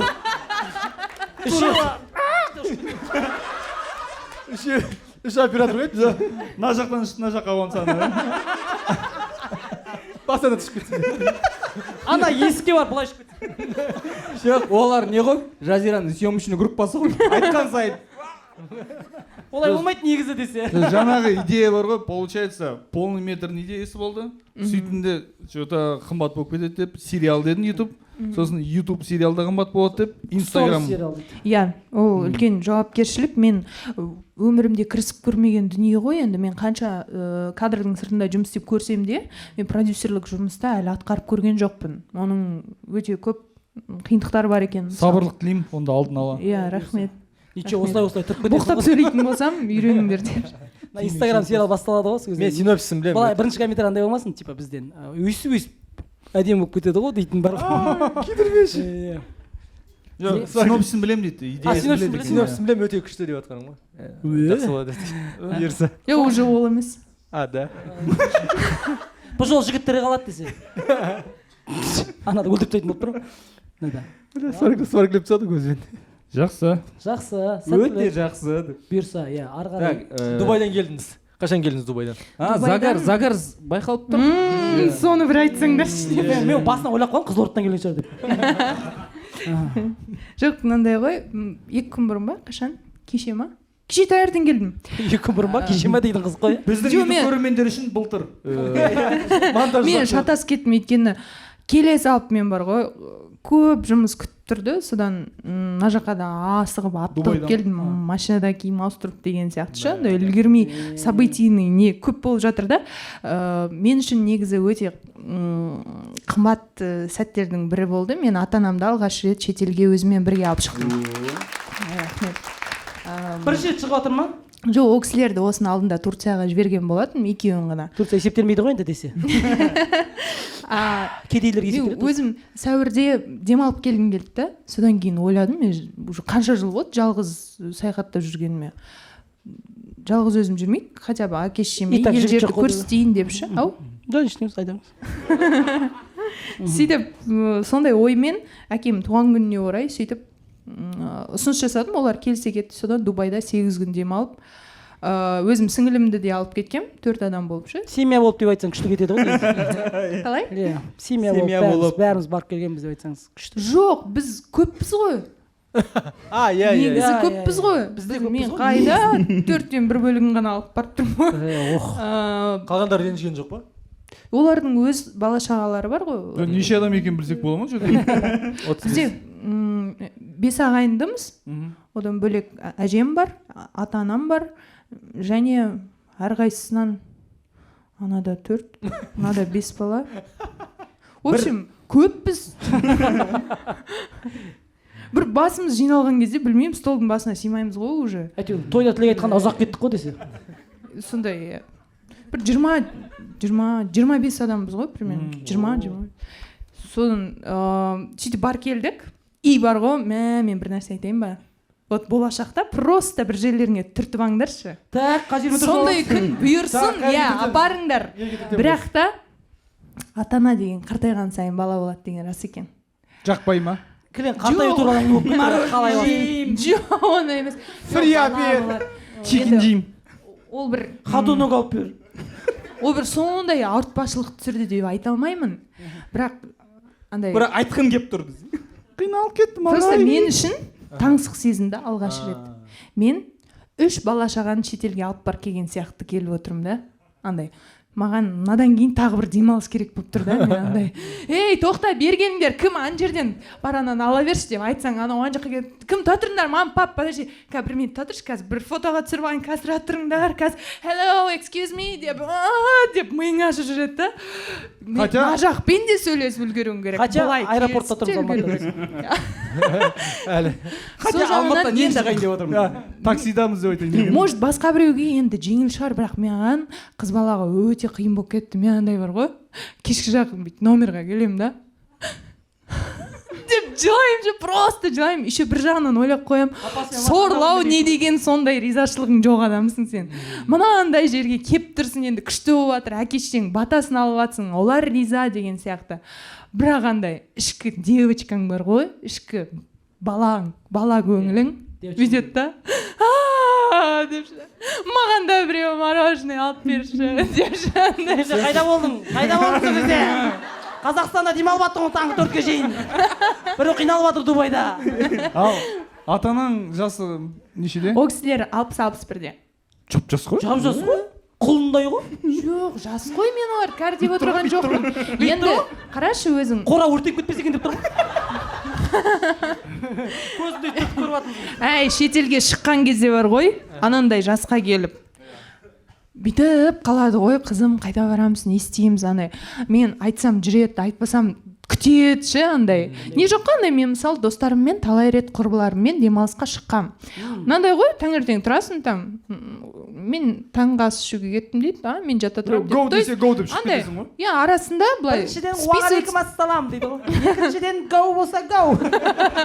Сосын андай личный границы бар деген сияқты ғой, бүйтіп бір-бірімізбен жазып сұрай саламыз да, че пляжға кеттік па? Давай попозже, я не хочу деген сияқты. Фук-фук былай демалып жүре берсің да. А сен мына жақта бәрі саған бүйтіп қарап отырады да. Сен короче не істейміз дейді да. Иә, не істейміз. Есікті ашып қалады ғой, екеуі тұрады дейді. Жанча, жазира по привычке бүйтсе, комнатаны ашып. Мен пляжға кеттім деп жауып кетіп қалсам. Сосын пляжда жатып. Ох, бля! Номерға қайда. Папасы, мамасы андай фуршеттен былай тамақ жатыр. Бля, біздікі де апарсын сөйтеді тоже. Мен келісетінім, чуть-чуть қана келісем. В плане мен өйткені шетелге шығарған жоқпын. Менде мамам және нағашы апайларым ғой, мамамның сіңілдерімен үлкен әпкесі келді Алматыға, 4 кісі. И мен Алматыны көрсеткім келеді. 3 күнге келді. Мен программа дайындап қойғам. Көктөбе, Шымбұлақ, әртүрлі ресторандар, күшті видтармен дайындап қойғам ғой. Бірінші күні келдім, мен айттым, кеттік шайық десем, қой дем басып алайық деді. Бірінші күні не келді ғой, обедте келді ма? А бізде анар біз тұрып жатқан жекам бойында өзен ағып жатыр да, мен айттым, дворға шығып, хотя бы өзен қараңдар, көлеңке бар, хотя бы дворға десем, жоқ, үйде жатамыз деді, телекті қосты. Қалауын көрді ғой, короче. Семейге қарағанда мына жер қалауын жақын жерге деді. Студиясына барып қайтуға бола ма деп па? Мен айтам, кеш баттым, айтам, кеттік. Бір күшті ресторан бар, турецкий. Кешкісін тағана естан ағып атқан тамақ жейік десем, ет асайық дейді ғой, короче. Ет асып үйден ет жейік. Сөйтіп бір күн өтті, короче. Сосын сен келіншегің айтты. Екінші күн таңертең ерте шығып кетейік деймін ғой. Сөйтем да, ертең где-то 11-ге таман шығып кетейік, өйткені программа менде уже қысқарып қалды бір күнге. Көрсететін жерлер көп. Сосын тұрады да, үлкен мамамның апай айтады да, мен Алматыда бір құдағидің туысы бар еді, соған көңіл айтып шығу керек дейді ғой, короче. Алматыда дейді. Ол обычно Алматыда емес, ол Қаскелеңде. Қаскелеңнен ары қарай ғой бір. Таразда ма? Алматыда деп айтқан ғой, короче. Мне мына адрес жібер дейді, маған ссылка келеді. Алматыдан 84 километр жер ғой. Талдықорған деп тұр ма? Иә. Мен айтам, біз маған где-то 4 сағат кетіреміз деймін. Туда обратно. Мен и то. Одан көңіл айту жазып жібереді. Минимизировать етіп айтып тұрсың ғой. Иә, мен приблизительно мен ұшып барып, ұшып келсек деп тұрмын ғой. Еще кірет шығады деген сияқты ма? Мен айтам, біз кіреміз де көңіл айтамыз да, шығып кетеміз, ана шай ішпейміз деп. Жоқ, ұят болады деді. Төрде отырды да, короче. Бір күн соған кетті ғой. бардық әңгімелесті, кеш батты, кешке шығып мен кафеға барайықшы десем кешегі ет бар ғой дейді ғой. жылытпа шейітті. Сөйтті де екінші күн өтеді. Үшінші күні әйтеу дегенде ерте оятып алдым, сағат 12-де ма шықтық, Көктөбеге бардық. Бірінші тамақ ішіп алдық. Көктөбеге бардық, ет асылып жеп алдық. Көктөбеге бардық. Одан кейін Медеуге көтерілдік. Медеуде екеуінің давлениесі көтеріліп кетеді ғой, бірінші. Ё-моё. Енді дем басуға болады дедім ма? Сол Медеуге енді ары қарай Шымбұлаққа бару керексің ғой. Шымбұлақ дейтін күшті жер ғой, қар жатыр әлі. Жоқ, мен давлением көтеріп қайттық үйге деді де, короче. Көктөбені көрдік, Медеуге бардық, қайттық қой. Ертеңді самолетқа салып, пойызға салып жібердім. Болды, осылай. Жаңағы мен абсолютно түсінемін. Айтшы күйесің, е? Анадан күйесің, из-за того, что шаршағаннан емес, көрсеткің келетін нәрсе көп тауып кісілер. Қойш, керек емес, бүйтіп. Жазиренің случайында наоборот болып тұр ғой. Жоқ, менің жағдайымда мен бүйттім ғой. Кішкене енді ұрыстым. Мен бір үйде еркелігім бар, енді мен сөзімді айтатыным бар өзім. Топ 3 еркелік. Мнениемді айта алу. Сосын папа мен мамаға айттым, мам, пап, бұл Дубай, бұл Алматыдан 3-4 есе, может, одан Қазір жаяушы сандырда жете алмайсыңдар Алматыға деді. Жоқ, бұл шынымен қымбат қала. Жаңа вообще басқа өмір, бұл әлде қайда дамып кеткен, бәрі күшті, және біздегі қарапайым заттар ол жерде қымбатырақ тұруы мүмкін. Одан өзге басқа да развлечениялар бар, оларды көруге тұрарлық нәрсе. Ол мәңгілік есте қалатын сәттер болады. Сендер енді қашан ұшасыңдар? Қашан, типа бір аптадан кейін десе. Жоқ, енді қашан көресіңдер деп айтырмын да, енді қазір болмағанда қашан, это не в том плане, что енді көрмейсіңдер емес, кеш қалып баратсыңдар ғой, енді когда, если не сейчас деген сияқты ше, кішкене мотивацияны беріп алып шықтым да, и мен айттым, короче, ана жаққа барамыз, негативит етпейміз. Жоқ, болды, керек емес деген айтпаймыз. Мен өзім баратын, о жерде өзі көп емес қой, развлечение. Дубайда ма? Иә. Жоқ, 8 күнге былай жетеді, все, одан басқа не істейсің ол жақта? Бірыңғай здание. 8 күнде Көктөбеге де барып үлгересің.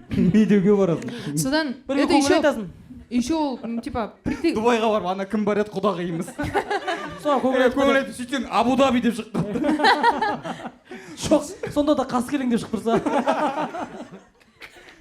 Жоқ, мен қандай жерлерге апардың? Вот ең есте қаларлық. Топ 3 жер. Иә, бір мына жерден біз Дубайдың үстінде вертолетпен серуендедік.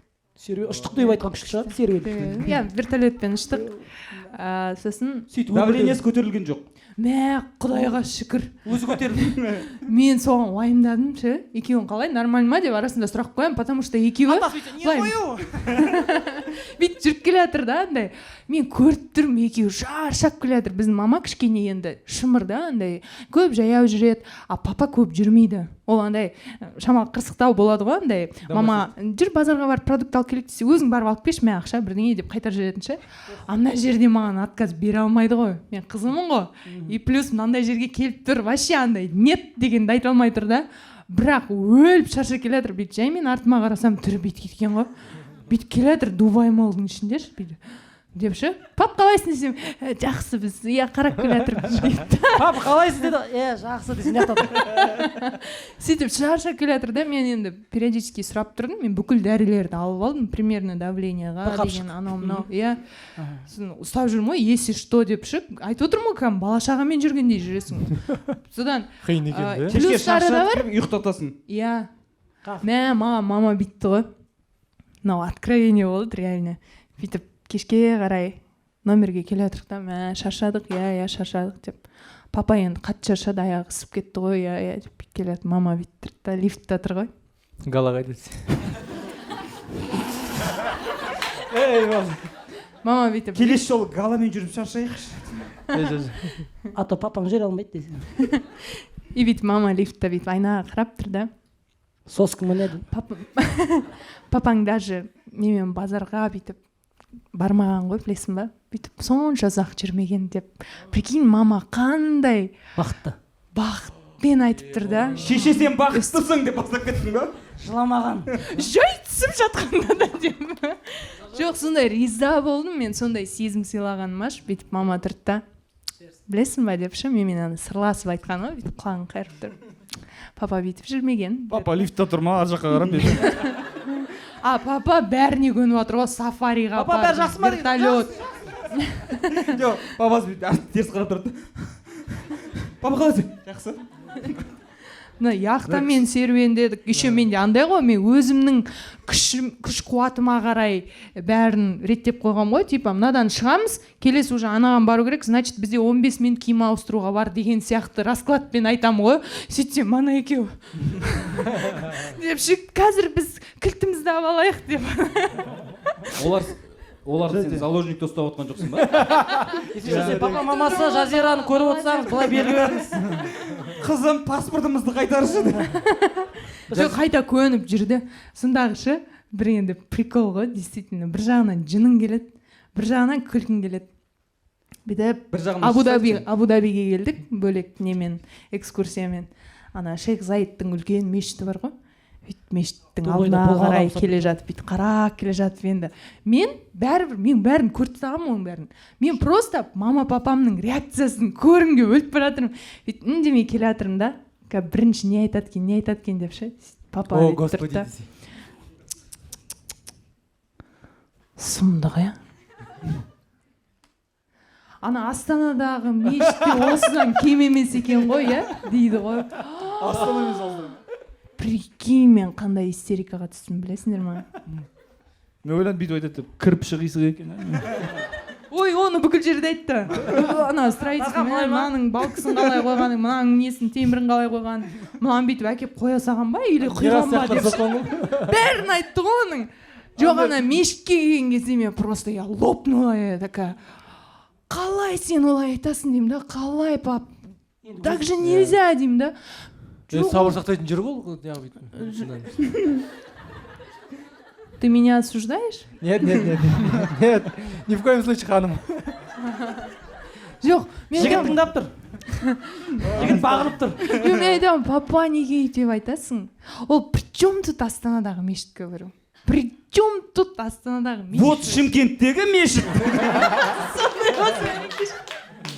другой мәселе андай ғой қаскелеңдегі сейчас болу өте қиын да оларға ше жаңашылдықты көру үйрену жаңағы кім Дархан айтқандай әке шешесінің үйде отырып Дархан Оспанов айтқандай жаңағы беш бармақ жей салайық деген ол жаңағы жаңашылдыққа ашылуға қорқу ғой ол кісілер көргісі келмейді ғой дейсің ба көргісі келеді сол сезімін эмоциясын шығаруға қорқады да сонда папаның жаңағы айтқан сөзі мен бала ретінде менің еңбегімді обесценивание деп қабылдап тұрмын типа мынандай біздің Астанада да бар ғой дегендей а ол просто мә деген сөйтіп жеткізіп тұр да ол сондай эмоциясын сондай сөз арқылы жеткізіп тұр и мен оны түсінуге тырысып тұрмын бірақ обидно бірақ мен баламын ғой деген сияқты ғой түсінесіздер ма түсініп тұрсыздар ма мен жеткізе алып жатырмын ба түсініңіздерші максимально еще анауға сен ақшаңды санайды ғой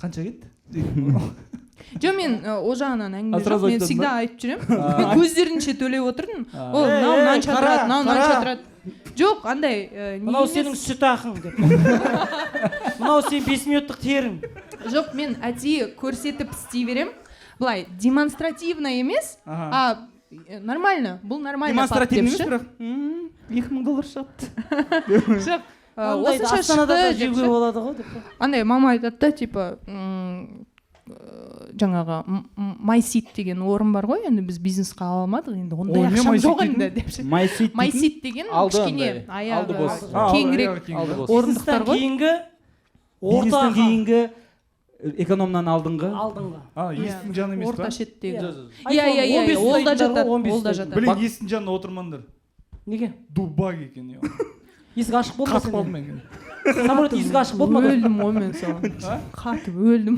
сен сөйттің ба плед орап қоймадың ма негізі ол жерге ет сақтайды ғой бұрын плед көмектеспейді ет таситындарға сол жерге отыр реально мен өзімше тоже солай орын сатып алғанмын ғой блин 36 мыңнан 2 орын алғанмын ғой әйеліміз екеумізге 36 мың әдемі ғой қай жерге ұштың енді қаскелеңге ұштың ба авиасейлс KZ арзан жоқ 2 орынды 36 мыңнан 72 мыңға прям сол жер кең деп аламын ғой қай жаққа Сеулға И Тархан әйелі жумбонг үші ұшып барады. Соны прикинь, уже биіктік көтерілген сайын ана жақ суық болып бастайды. Мына жаққа бә екі одеяло отырмыз. Бә вообще күйсім кетіп қалды кәдімгідей. Күйсім деген қалай ма? Білмеймін жаңа. Күйсім кетіп қалды. Күйсім деген сол емес па? Мазам ба? Күйсін айыра алмай қалған ғой. Мазам деген Мазам сөз кетіп ба? қалды, иә, күйсім кетіп қалды, короче. Қой қора деген сияқты типа. күйім кетіп қалды, күйім. Қой қора деген Күйсім. Жаңа батя дегенде есіме түсіп кетті да, мен айтқан кезде бір братан бар да, любой жерге кіреді ғой, бір дерзкий жерге кіреді ғой. Гипсовертон ба? Менің папам не ғой, строитель ғой өзі. Мирас қылдайсың ғой шебер. Оқыған ба? Жоқ. Көрдің ба Мирас? Строительство оқымай. Оқымай. Походу ұрып кете береді, походу. Жоқ, ол Уровеньді ұстасаң болды. Егер сен оны оқитын адам болса, астанадағы үйлердің бәрі қисық-қисық болып тұрады. менің папам өте творческий адам. Қолынан негізі келмейтін жоқ. Біздің қазіргі тұрып жатқан үйімізді кәдімгідей өз қолымен салған, ешқандай жаңағы жұмыскерлер жалдамай. Үйіңізді көруге бола ма? Иә. Құдалықта көрерсіңдер. Құмсыбақпен тұр ма?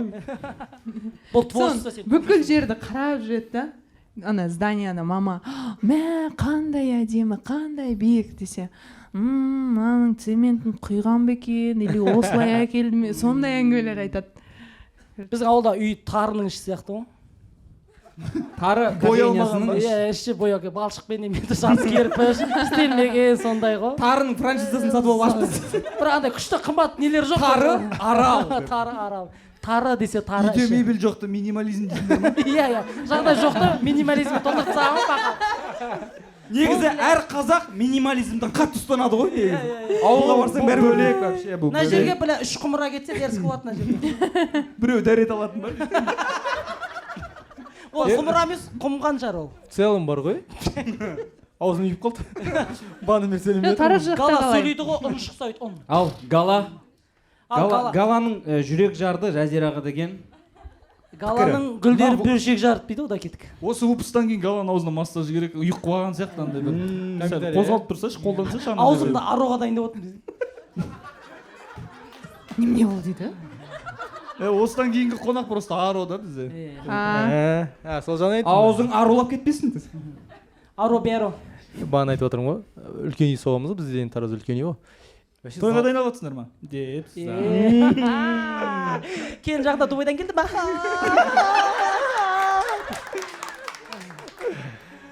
Балидегі виллалардан кем тұрмайтын үй шығар.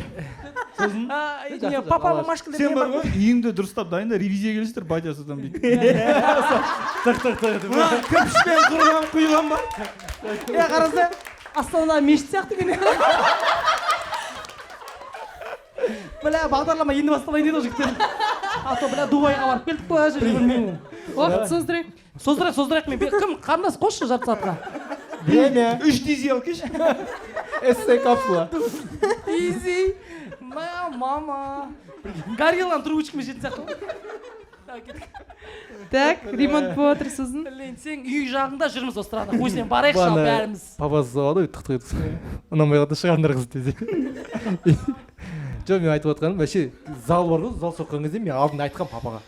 Шашатындар. Зал керек емес деп. Вообще нерабочий зона ғой, по идее. Зал дейтін бөлмені айтыпсың, иә? Бөлек, үлкен ғой, зал соқты да. Зал неге керек емес? Құдалығын қайға өткізесің? Ыстық кезде жалғыз салқын комната, ол зал. Жоқ, кондер бар ғой, братан, қазір Аллаға шүкір. Кондер бар ма? Бірінші, екінші. Кондер жоқ кезге расчет жасадың ба? Мен кондер жоқ кездерденмін ғой. Андай болады ғой, үйлер болады ғой, жаңағы тары сияқты үйлер ғой, жерге кіріп кеткен, который терезесі жерден сәл биік, солар үй жаман салқын болады ғой, білесің ба? Ата жақ дейді ғой, ата жақ. Біздің үй сондай ғой, біздің үй сондай ғой, еба. Андай есіктің қырлары сәл гладкий ма? Гладкий, бля. Үйдің төбесінде, Стеналардың есіктің төбесі бүйтіп тұрады ғой, приятный. есік бүйтіп. Сол жерде бір адыраспандар іліп қояды, сүйіп. Солар неден қорқап тұрады бізді жалпы? Солар менен үлкен ше. Мен де үлкен дейді, прикинь. Не күлмейсің, блядь? Күліп отырмын. Сөйтіп, Жылына бір жылда бір 5-6 рет қана қызмет етеді ол бөлмеш. Где-то құдалық келген кезде, құдалық болғанда, туған күн болған кезде определенный бір 10 шақты деш, 365 күннің 20-сын десең де қалған күнің бос тұрады ғой негізі. сол сен құдалығыңнан кейін бұзайын деп жатыр дейді ғой. жоқ енді сенің ойыңша ол үйге келін түссе қонақ үзілмейтін шығар. Жоқ, мен айтқым келгені, функциясына ол бола берсін, мен просто айттым, мынау екі ортадағы, мысалы кухня тұр, анау кіре беріс, так, зал тұр, сосын барып екінші этажда тоже зал, жоқ, ол жақта зал. Сенде екі этаж дей ма? Просто Гала айтып отырмын астанада мешіт сияқты. айтқысы келді да. Жоқ, мен айтқым келгені, Екі этаж дей ма сенде? бай тұрдың ба? Жоқ, біздің аралда үйде екі этаж. мен айттым, давай кухняны лучше үлкен қыласылай дедім. Гала, біз сенің ойыңмен пікірлес бола алмай отырмыз. Жоқ, болашақта, мне кажется, біз соған сен келе сияқты жатыр. балалармен араласпайтынбыз мектепте конкретно. Мектептен кейін араласамыз деп ойладық десе. Жоқ, қумандаршы. Просто Қазір ондай жігіттердің просто жүрегін ауыртып кетіп қаламыз. Бля, Гала андай тар трусик киіп алған сияқты ыңғайсызданып. үш бұрыш па? Үш бұрыш. Бля, сызғыра түсіп кетті. жоқ, просто Сен ойыңша залдың орнында не болу керек жоқ, айтшы? в целом болашақта мына жақтан ЖК-дан үй алып жатса да кухня гостиницамен бірге болған жақсы. Гостиницамен? Гостиницамен Жоқ, гостиница зал кухня үлкен болса жақсы, бірден тамақ істеп, әңгіме бір-бірін естіп отырасың. Кухня бөлек, ана жақта қонақ бөлек, ана жақта бөлек, короче, атмосфера быт болып кетеді. Лучше үлкен бір. Хорошо, Гала, маған Хотя бір дыбыс айтқың естілмейтін бір келген комната ойларың болу керек. болса, сен личкаға жаза бер, мен пойму тебя, зачем елдің бәріне. жоқ Гала, енді болашақ қайнатаның өзі құрылыстан хабары бар екен. Сендер түсінбейтін нәрсе бар қазір. Соны үндемей отқам. Ситуация шыққан тұр ғой, енді көреміз енді көкемізді. Жоқ, вообще в целом болашақта кухня бөлек істемеңдер. Лучше залмен бірге қосылып. Көреміз. Кухня мен залды бөлек істемеңдер. Зал керек емес, үлкен бір гостиница салыңдар. Үлкен кухня сіздің. Кухнямен сен кухня студияда тұрып көрсең, Иә, вот соның үлкен кейбір тамақтасып кетеді просто. жоқ, вытяжка бар ғой. Киімдер бөлек. Дархан досым, кондер, вытяжка, ёпта.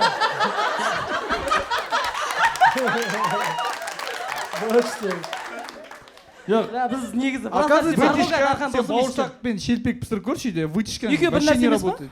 Жоқ, вытяжка Вот, мына дело говорит, негізі дұрыс айтады. Бауырсақты далада бар ғой, қазан ошақ. Долбоеб 9-шы этажда қайдағы дала? Досым, Блин.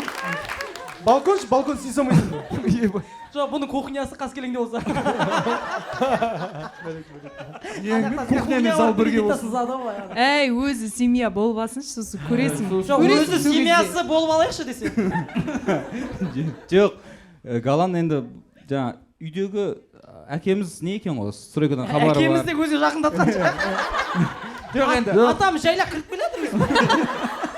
жоқ Гала тормыз. Гала что-то планда жоқ. Бағана ат қора сияқты жылы. жоқ тойда тілек айтқан кезде мама папа деп досыңның әке-шешесі сөйлейді ғой. Мама папа ішіп алып сөйлейді деп түсінбеймін, бірақ тойда убить етіп папа мама дейді ғой. Өйткені аттарын білмейді ғой. Мас па? Досым жұмысқа келіп тұр, қуаныштымын. жоқ мен айтайын деп отқан, енді болашақ қайнатасы стройкадан хабар бар екен. Әртүрлі бұлар дискуссияға кіре бермей ертең айтады. Ертең мына айтады, залды бөл десе бөледі. Жоқ, тұра тұрыңдаршы. Иә, сөйтші. бірақ Мен бірден жіберіп алдым ба? Иә. Келін өзі түсіндірер де жейші. Сен ештеңе жіберіп алған жоқсың, біз келе жатырмыз бірге. біз қуып келе жатырмыз. Мен жіберіп алдым. Алдыңғы шептет Гала. Сізде екі вариант бар. Жарайды. жақсы. Так. Сол сондай қызық болды, короче. Енді саяхат деген керемет. Саяхат деген керемет. Енді саяхат туралы әңгіме ғой жаңағындай. Бәрібір андай. Саяхат туралы передача ма? Ішкі толыққандылық сезіммен қайтады екенсің. Жақыныңа көрсеткеннен кейінше, мен мысалы сіңілім, міне 2 аптадан кейін 18-ге. Сіңілім, да. Мен басқаша ойлап. 2 аптадан кейін 18-ге толады да. И мен оның өмірінде шетелді көрсетіп, жалпы тоқшылықты, жалпы жаңашылдық, баршылықты көрсеткеніме өте қатты қуанам. Соның бір болашақтағы жұмысына, кругозорына, өмірді сезінуіне деген индийский кинода шапалақтадың? әсерім тиді деп ойлаймын. Ұзақ екен бауырым. Бірдеңе айтқың келіп тұр ма? Жазира еркін. Мен маманы қыдырып келу дейтін әңгімеге қосып жіберейін. Мамам әке шешем ғой енді әкем де бар анам да бар әдетте әке шешең маза фаза дейді маза фаза мамам келген ғой осында мамам осында студент болған женпиде оқыған иә сода оқыған и сосын студент кезінде көктөбеге шыққан екен сол кезде зонтик ұмытып кеткен зонтикті бір ағаштың түбінде отырып ұмытып кеткен ғой новый зонтик еще бір стипендиясын алған екен сол зонтикті іздеген бар сол жұмыстасың ғой короче мына баклажка судың қасына мен әңгіме тізерлеп жазира иә деді гала жазираға бір жұтым су берді бірақ галаларға действительно егер иә десе бутылканың крышкасын кигізейін жоқшылықтан тесіп па былай ортасына ананы алып африкада свадьба дейді ақыры ана төг мен боласың айтайын деп едім болмай жоқ қалды оны жігіттің өзі алсын иә жігіттің өзі алсын Ми жетпеген. галаға енді өзі алып берейін деп тұр ғой тормоз болғаннан кейін Имақпай. қолыммен ұстап алып мен мамам күтіп қалды еш жоқ жігіттер көктөбеде тұр ма көктөбеде тұр осыдан кейін қаскелеңге көңіл айтып береміз жұмыс істеп жатыр ма әйтеуір иә білейін жоқ анау мама сол зонтик ұмытып кеткен ғой өте жақсы көріп андай болады ғой жүрегіңнен жыртып аласың ғой бір киімді сөйтіп зонтик алған соны бір неде алып шыққан ғой енді жаңбыр жаумайды дейді да сол ұстағысы келіп жүрген болды да ғой жаңбырды күтіп жүрген постоянно бір күні жаңбыр жауған кезде қыс па оңбаған мен мама не прикол ұстайсың бір күні мама папасы прикол ұстап алып па сол зонтикті ұмытып кеткен ғой ағаштың бойында и сосын кеше алматыға келді да сол қыдырды көктөбеге алып бара жатырмын ғой соған немен Ағаштың түбіне барайықшы дей ма? деп алып бара жатыр сол кезде астынан өйстіп қарай береді да бүйтіп қарай береді мама бүйтіп қарай жатыр десем не болды не мама не қарап жатсыз десем ағаш күшті ма или үйлер тұр ғой астында үйлер қалай күшті ма деп жатсам жоқ баяғыда бір зонтигімді ұмытып кетіп едім осы жерде сол жоқ па екен деп қарап келе жатқаным ғой зонтик алып бердім сосын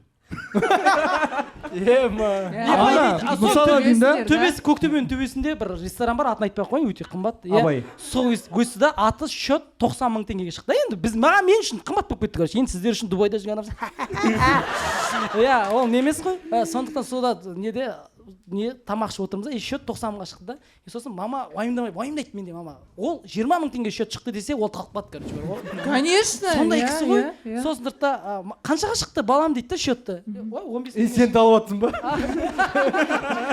екеулерін екі жақта талып судорги жоқ жайлап күн түспесін деп бетіне бүйтіп зонтик қойып бекер алдық па счетпен былай қыласаң үйіп жоқ андай ғой соны қаншаға шықты дейді 15 000-ға шықты десем мынандай ресторан арзан ба тамағы деп қой арзан екен мыналар не істеу керек қой қызым официант деп қойды мына тамақтарың арзан екен көтеру керек деп қойды мама ана официанттар шошып кетті 90 000 теңге арзан ба жоқ зонтик қайда қазір зонтик мамаң өзінде ғой енді мен қазір ұстап жүрмеймін мамаға подарок етіп сөйтіп жіберген бар мамам сондай андай бірдеңеден эмоциясы жылап қалады короче сондай адам ғой нені көріп табиғатты көріп көктөбені көріп сөйтіп студенттік кезін көріп жылап қалған негізі өте трогательный. дубайға барсам не болады дейді дубайға барып мынау 120 000-ға шықты деп айтсаң счетты білмеймін ал әкем вообще дала ашып көрмеген адам әкемді үйде ұстап отырмыз әкем дала ашып көрмеген төсек тартып қойған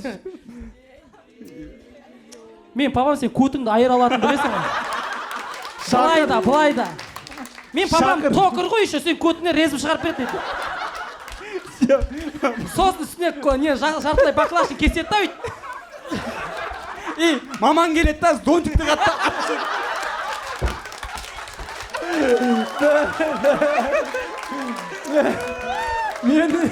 менің көтімді пила қылып жібердіңдер ғой кино қылып жібердіңдер ғой сен көтіңді келіп жаңағы резіп шығарған жерде басша ашылады ит жылқы жатыр қолым ой бәрін бір кино бәрін менің көтіме тығып жібердіңдер ғой өзі кішкентай бәрі сияды өзі анекдот бар еді ғой көтің календарь болып кетті дейді мен батям сондай кісі короче егер мен батям өмір қызық болатын болса менің ссылка бойынша телеграм папам вообще неге оны үйден шықпайды стрим жүргізеді анау анау әйгерім тұрмысқа шығасың ба дейді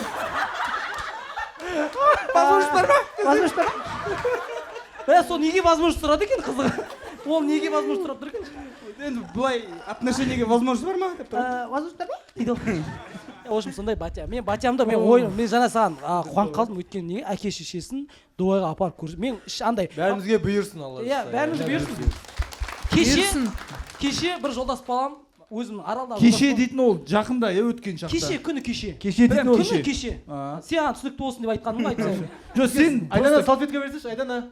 болмаса су бере салшы біраз жуынып алсын сүлгісімен иә сонымен күні кеше мен бір жолдас балам мұғалім ғой айлығы где-то бір 200 бірдеңе мыңның айналасы короче сол өзінің папасына су жаңа көлік подарить еткен екен катер ма чанган дау ма сондай бірдеңе черри ма чанган маған джили ма мама переслать етіп жүрген ғой просто ешқандай дым жоқ түсіндірме жоқ иә просто келеді ой саған кетіп қалды ғой маған переслать етіп жіберген сенің досың әкесіне көлік әперген сол видео қылып салған сол видеоны сенің әкең ба мамам мамам переслать етіп тұр қандай бақытты ұрпақ айттым мама зонтик берген жоқпын зонтик нәлі андай бақытты ата ана де балама звондадым көрсетпей салыңдаршы деп сондай бар көңіліме жетеді сондай нәрсе Келесіне мамам Алматыға келеді ғой. Я баян бойында не жерде бір машина жоғалтып алып едім деп. Мен ойымша бар ғой қазір гала доставкамен саф еткім келді. Өткендегі жағдайдан кейін, короче, мен егер де шетелге шығарсам, бұйырса үйдегілерді андай пассивный отдыхқа шығару керек. Қандай? Гостиница, бассейн. Турция ғой. Иә, сондай. Андай көп жүретін, ол біздің қалауымыз ғой. Көп нәрсе жүріп көргіміз келеді ғой. Физикамыз жетеді. Үлкен кісілердікі жату, тамақ ішу, қайтадан жату, тамақ ішу, суға түсу сондай екен, оказывается. Если что, имейте в виду. Негізі иә. Оларға мына перелеттің өзі негізі ауыр ғой. болып кетті ма? Иә. Негізі жай ұшу керек қой. Сол үшін ата-аналарға арналған инкрузис дейтін апа мен мына жерде өтіп кетейін Қырғызстаннан апа Дубайға дейін апа Сириядан өттік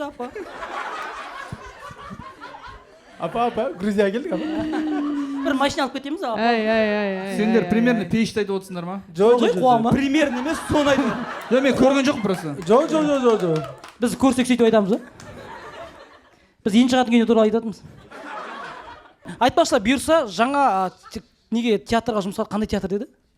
Қандай? Так су ішіп алсын сіз айта беріңіздер. Асылтас театры. Асылтас театр ол жеке ма? Ол жеке театр, Әуезов театрына қарасты ашылған.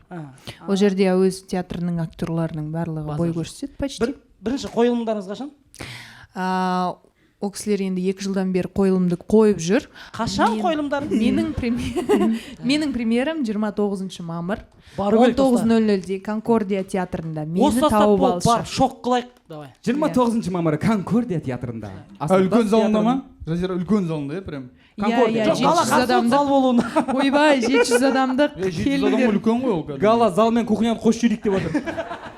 Мен ана пьесамен оянып, пьесамен ұйықтап жүрмін. Мен қатты уайымдап жүрмін. Ема, что за пьеса? Қандай пьеса ол сен ұйықтап жүрген бауыр? Қандай пьеса? Кіммен қалай ол?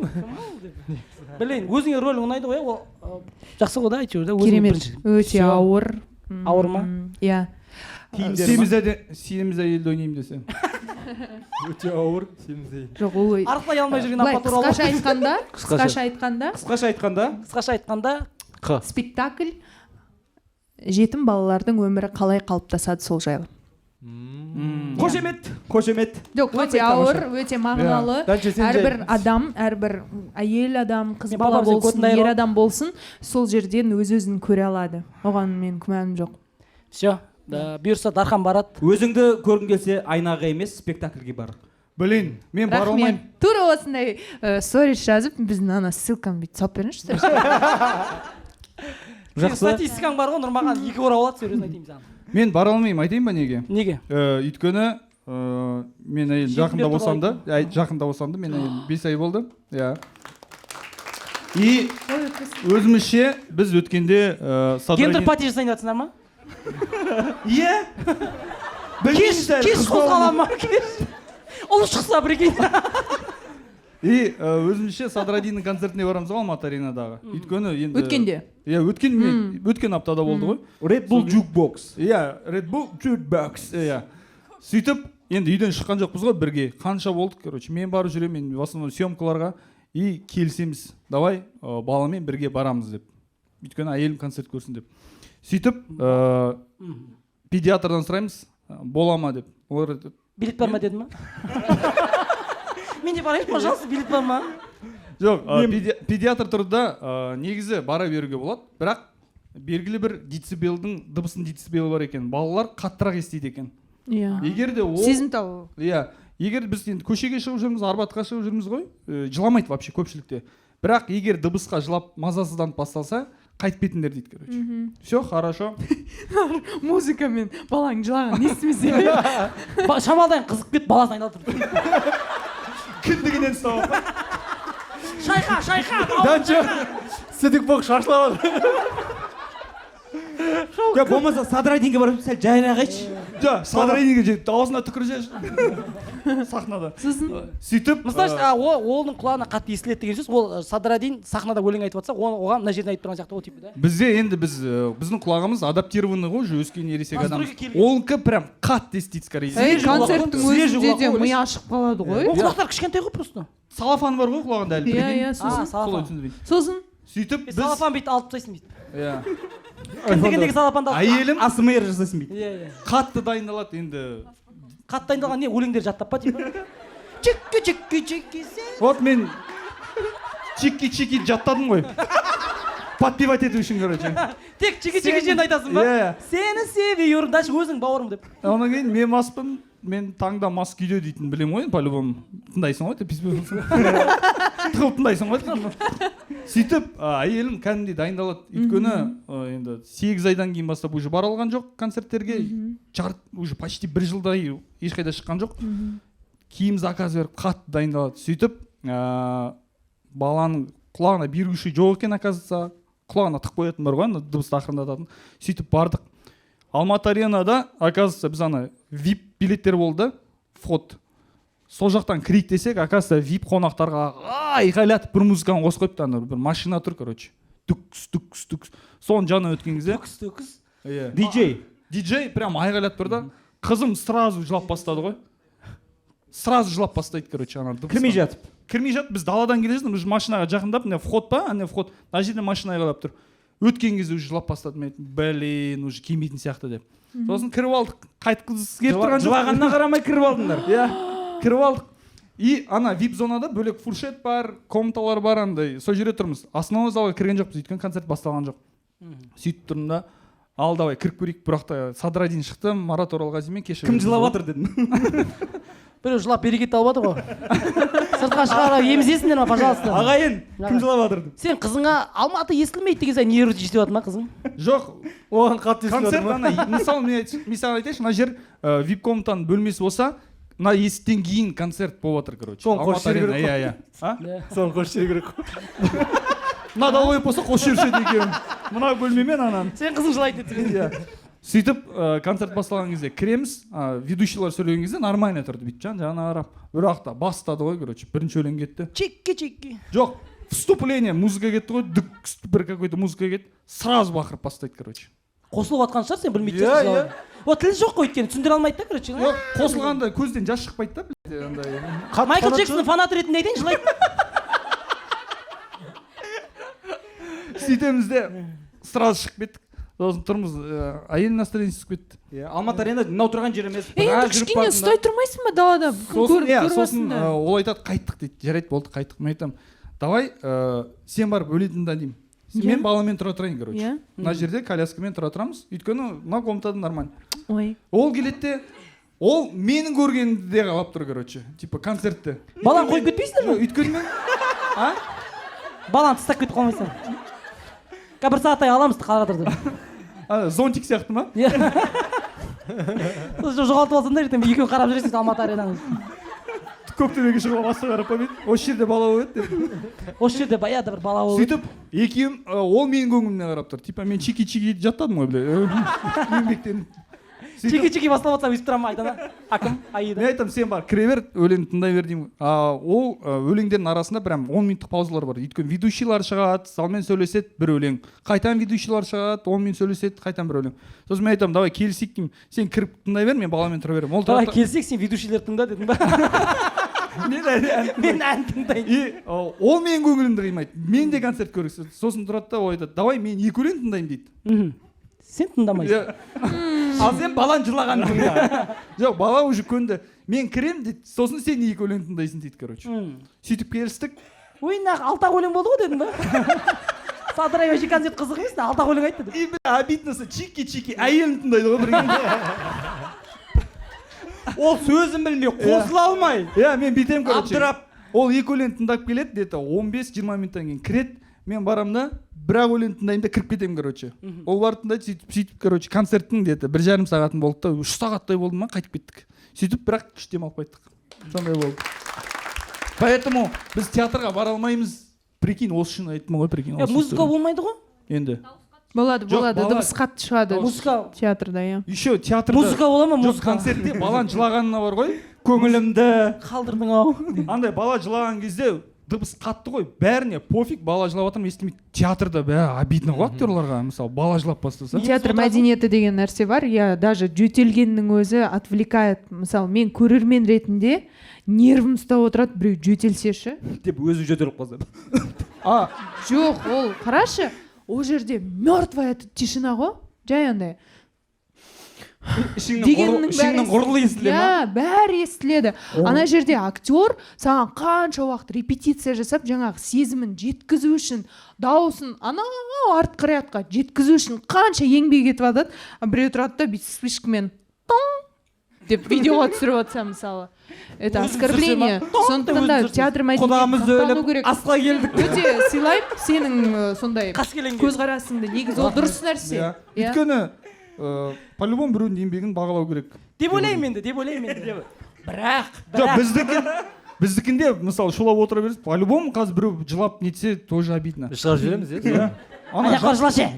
Жан сайын стендап концертінде, помнишь? Жан сайын стендап концертінде. Мен Ақтауда жүрдім ғой, Атырау бәріне көріп. Кәдімгідей, блин, біз тақым қысып отырасың, шуткасы кірсе, біреу жылап, деп жүгіріп өтеді. Әке шешесі. Кішкентай бала ма? Кетті ары қарай. Балаң жылап жатыр ғой. Ол сен өзің балаң болады ғой, жылайтын, бүйтіп деп жылап кетеді ғой. Білмеймін. Бірақ өзі естілмейді оның дауысы бар ғой. Мен саған айтайын. Мен қызымның дауысы маған естілмейді. Серьезно айтайын. Сен өзің настройкаңды бұзып жүргенсің. Мен қызымды чересчур қатты жақсы көремін. Или солай. Ол да бар. Мынандай вариант бар. Жоқ енді. Қайтайсың ба? Қарға десе. Мама зонтик ұмытып кеткен ғой деп. Қайтадан ба? Жоқ, қарға баласын аппақ. Қарға барар. Қарға баласын аппағым дейді. Енді Кірпі баласын жұмсағым дейді. ешкім шоқтырғысы келмейді баласын, ол рас. Мен сөйлеп болған жоқпын. Осы үшін ғой, осы үшін. Көрдің ғой мінезі. Жоқ, мен ғой боқтан естіп жүр ала. Білейін. Әрине ол бірақ дұрыс айтасың. ешқандай не жоқ қой, просто қоғамдық жерлер деп бекер айтылмайды ғой. Жоқ, енді мен соған айқайлап кететін болсам. Сондай. Яқта бала жылап жатыр ғой. Күлмеш деп. Сондай ата-аналардың жағынан өтіп сөйлесем деп отырмын да. Оларды ата жағынан сөйлейсің, ата жағынан. Олар да үйден шыққысы келеді ғой. Баладан адам жоқ. Бір адамның кайфы келген 700 адамнан биік болмау керек болды. Таппай берден балалы боласың ғой, көзді көремісің. Бала болашағымыз дейміз. Мынаны айтып отқан мынау. Жоқ, бағанадан бері бекер үндемей отырған жоқ. Бірақ менде комбо болды бір рет. Кинотеатрға бардым. Фри бургер ма? Ол да болды. Кинотеатр түнгі 12-дегі сеанс қалғам ғой, андай. Нормальный адам аз болсын деп ше. Чтоб жалаңаш отырған дейшін көрмей үшін. Бұлай ма шешіпсін? Черная вдова дейсің бе? Рекеттер үшті қараса. Тыңдаймыз, жігіттерді тыңдаймыз. Емізулі баласы бар 3 келіншек. Емізулігі жоқ бала. Сүйесу үшін ғана келген 2 парочка. Мен яғни де 7 мас. Бәрі бір залда жиналған ғой. Еще сізді қоршап алған ба? Еще ешкім балашыласа шығып кетпейді. баласын алады да тура ана экранның алды бар ғой сол жерде бүйтіп жүр бүйтіп жарық мына жерден түсіп тұр. Нұреке бар ғой. киноның жартысын мына жерден көресің. Данчо, жазулар. Данчо, Нұрекең бар ғой, 300 спартанцевқа барады ғой. Бірақ ана ел үшін 301 спартанцев болды. Баламен ба соғыстың арасында? 302 спартанцев болып шығады кино. Бәрі кәдімгідей түнгі 12 мыналар не істеп жүр деймін ғой кәдімгідей. Сізге обидно ғой мысалы. Иә. Вот. Сол туралы әңгіме. Бірақ мен максимально оларды түсінуге тырысып жоқ Қолына ұстауға сіз қандай позицияда жүрсіз ол жерде? Соны айтамын. Нормальный Бір маспен барған ғой, маспен. бардыңыз ба? Бір маспен барған. Сосын мына жерін ұстаған, кетіп деген. Мен фьюстингді әперем деген. Фьюстин аппен. Бұл Есентайдың алдында 0,5 пепсимен тұрған. бір шалдар заказать еткен ғой мені. Сол себепті үшеуің спектакльға барыңдар. Сол үшін випқа бардыңдар. Жоқ, мынандай тема болған. Бір кино, атын айтпай қойын. Ақтөбеде премьера болып жатыр, короче. Бәрі звездалар солмен жүрді. И мен қызымды алып киноға бардым. Ақтөбеде премьера болып жатыр. Актерлар сөйлеп жатыр. Анау да сосын қызым тұрады да дейді, папа шығайықшы дейді. Ей, қоңа мен кино қарады. Вообще қызық емес қой дейді. Бұл эксперттік пікір деп қабылдау керек. Мен қызыммен келісіп тұрмын еще. Ол кісілер естіп тұр ма еще? Иә, анық естілді еще. Сосын мен айттым, мен қызым еще сценарий анау-мынаудан қақпайды дедім, кішкентай қыз ғой дедім, бесте оны жүрекке қатты қабылдап жоқ, ол кино сценарийін сен жаздың ғой. Мен білемін ғой. Бұл ол кино емес еді. А че қызарып жатсың? Саламы. Жоқ, ол кино емес. Просто анау достарымыз келіп, мен Ақтөбеде демалып жүрген кезде актерлар келді да, сол кезде сонымен бірге кино қараңыздар деді. Сол кино қараған кезде жаңағыдай оқыс оқиға орын алып тұр. Жазираның проблемасына келдік та. Жазираның проблемасы Дубайға ата-анасымен барып келген адам ретінде жоқ деп ойлаймын проблемасы. Проблема бізде сияқты, неге апара алмай жатырмыз? Жазира неге бір тесікті ойып жатсың ана жерде? Қай жерді сваркілеп жатсың? Мен анау шешіліп қалыпты. Тағып қойын. Негізі бар ғой. Негізі? 8 десең деп жатыр в основном. Иә, мен. Өзгермеген кепсің ғой? Пақаң ғой. Қыдырып жүрсің ба? Қыдырып жүр. Қыдыртып, концерт көрсетіп. Күліп қояды арасында. Жаңа әбетте асқа барған. Қаскелеңге. Жазира өзің бір ашылшы соңында. Бір соңында емес қой жалпы деген. Қоғамға, жұртқа, халайыққа айтсам деп жүрген қандай сөзің бар, ойың бар? Осы жерде төгіп жіберші. Жоқ, бұл актриса ғой, давай ойнатып бірдеңе берейін. Айтқысы келген нәрсесі бар шығар. Басқа шоу болып кетпейміз ба? Тегін ойнамай. Басқа шоу бізде уақыт болып қалды просто. Да? Иә. Баяда бір саунада айтты, уақыт болды. Шоу болып жатқан кезде да, жігіттер болып демалы. Уақыт болып жатса 3 дизия келе салшы. Туручкпен әкелейін ба? Бізден кейін бренд бар ма? Майна түсіп жатқан бір апаларға пол жуып кетеді ғой. Қазір кім Ару қысылмай ма? Сен алып қаласың ба бүйтіп? Ей, апай. Құрше дейді саған. Құрше. Көрмей жүргендей. Иә, саған қызық тұрған, мен жақтым. Маған тек пол тап-таза болып тұрған, соған қызықтым тек болды. Жазира еркін отыр. Еркінмін ғой, білейін, әшек күшті. Жазира қалайсың жалпы? Мен бойдақ болғанда сен қарамайсың бірақ маған да по-любому. Бәрі жақсы ма? Шанс жоқ та. Сен бірдеңе айтқың келді ма бағана? Жоқ. Мына жақта жігіттер деген жол салып берді. Соны айтамын. Сен андай былай. Бляшка. Не істедің да? Гала просто навигаторсыз жүре алмайды екен. Гала саған қарап қоя бергенде көзіне очки тағып алды. Бағана бір маған қарап отқан сияқты ғой. Самым деле сен мына жерде негізі бүйтіп отыр. Көзіне қарауға ұялып. очки шешіп қалсаң көз бүйтті. Жетіске қарадым, көзіне қарауға ұялып отырмын просто. Галаның көзіндегі мұңды көрдің бе, Жазира? Ол сенсіз өткен күндер. Көзіңді жұмш. Барлы. Көзімді жұмшы. Қайтыс болдың ба? Наконец-то. Наконец-то қайтыс болдым ба? Блин. Сөзге абай болу керек, ұрып қалмайын ертең. Асқа барамыз ғой бұйырса, дархан апашкелері бар бәріміз. Қаскелеңге көпш. Мен ұрып қылсам қаскелеңге көпш пожалуйста. Жылқы дайын сояды. Жақсы сөйлейік. Айтайын деген ойым бар. Жаңа вообще бұл бағдарламаның концепциясы қандай проблеманы талқылау ғой. Негізі солай. Иә. Болған баяғыда. Мен бір айтайын деген ойым. Сондай болған. Иә. Енді проблеманы жобалап айттым ғой, ананы бір түртіп, мынаны бір түртіп. Менің бір ойым қазір музыка бола ма? Музыка бола ма? музыка Келдік қой вторник деп. жоқ мынандай ғой негізі өмірде өте күшті өлең шығарады жазира. кетші Өте күшті. да өлең шаш маған Сен короче не айтқың келді? жалпы проблема адамның өмірін орап кетуі мүмкін. Кез келген кішкентай проблема үлкен проблемаға айналып кетуі мүмкін. Адам өзінің қалаған ісімен, хоббимен, өзін көбірек қуантатын нәрселермен өмірін толтырмаса, проблема орап кетеді. Сондықтан әрқашан жақсы ойлап, жақсы пікір айтып, жақсы нәрсені армандап, алға ұмтылып жүрген адамда ешқандай проблема болмайды. Проблемаларың тек қана сол хоббиге, сондай бір жақсы дүниелерге уақытты жеткізуге ғана байланысты проблемалар болсын. Тек жақсылық тілеймін, барлықтарыңыздың армандарыңыз орындалсын. Мен сондай бір ізгі тілегімді білдіргім келді. Проблема біздің өмірімізді орап кетпесін, жай ғана күлкі әңгіме жиегінде ғана болса екен деп. Ой, рахмет. Жазира, бір өтінішім Жыл бар. кодасы. Бір өтінішім бар. Бір бұрында жазған бір өлеңдерің көп қой. Соны біреуін оқып бересің соны. Мә күшті жазады. Ақындық қасиеті дейтін. Бір 4 шумақ. Иә. Өтініш. бір шумақ де Бір шумақ 4 қатар. иә Телефон керек, е? музыка бола ма сол жерде секіп түссе қармас бэтмен сияқты Прикинь, сондай ответственный ассистент болса бүйтіп деп мен түріме ашылмайды екен Есінде абойда Жазираның басының үстінде Жазира өзі тұр. Типа өзінің басына өзі шығып алған.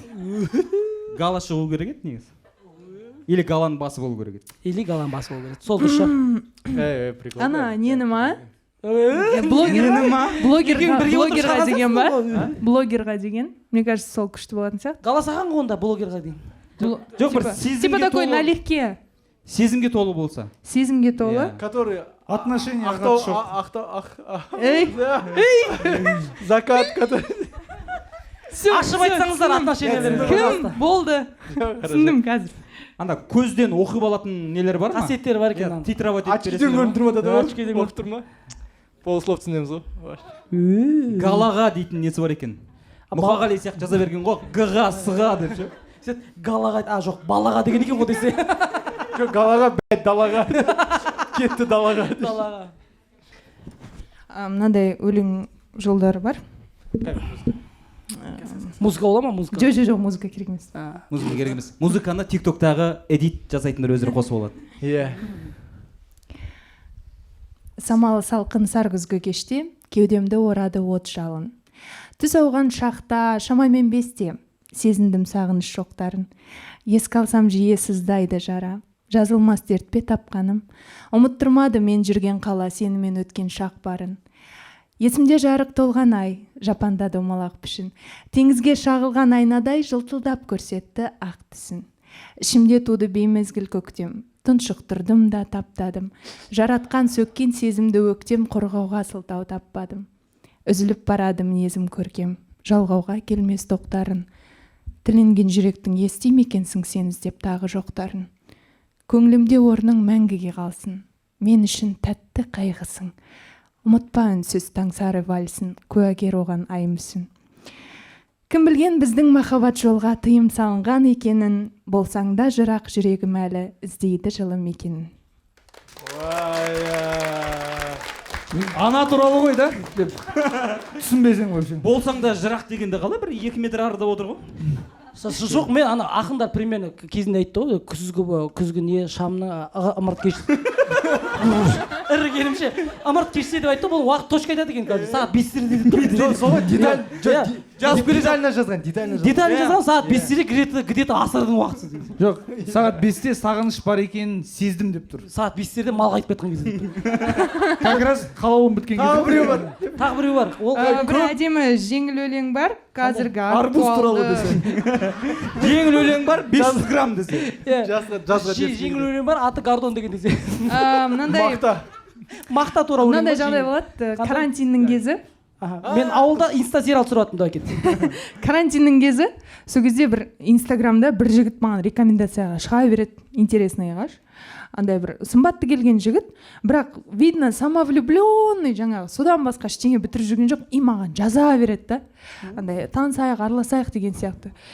И мен соған арнап өлең жаздым. Ол жігіт менің оған ән арнағанымды білмейтін болса керек, білмейді ғой, яғни. Мен оған айтқан да жоқпын, просто менің оған деген айтқым келген нәрсе. Бірақ көңілің емес просто, иә? Иә, просто ол бір махаббат емес, ешқандай не емес. Қалай өлең арнаған болмаса. Жоқ, значит, өмірде болатын. Значит, иә, 1000 теңге көрсетпей бересің ғой жерге қойып. Жоқ, накручивать етпейміз. Мен автор ретінде ашығын айтып отырмын ғой. Блогер сымақ жігітке деп аталады. Галажан да кетті. Саласың суретті лайкың толсын деп, бой жеткен іздейсің лайығың болсын деп, қолыңнан келгеннің бәрінде түсіріп, көздеген көздерге айқын болсын деп. Пайдаға жараса ақысын өсіріп, жарнама жасайсың күнара көсіліп, күнің мен кешіңді қимылмен өткізіп, терезе маңында тиктокты түсіріп. Кей қыздар лентада ерінін сіріп, сен дейді менсінбей қылады кісілік. Светті бұрмалап, терезе жағалап, фотоға түрліше өздерін түсіріп. Одан да көшеден танысшы сұлумен, өткізбей уақытты серуен құрумен.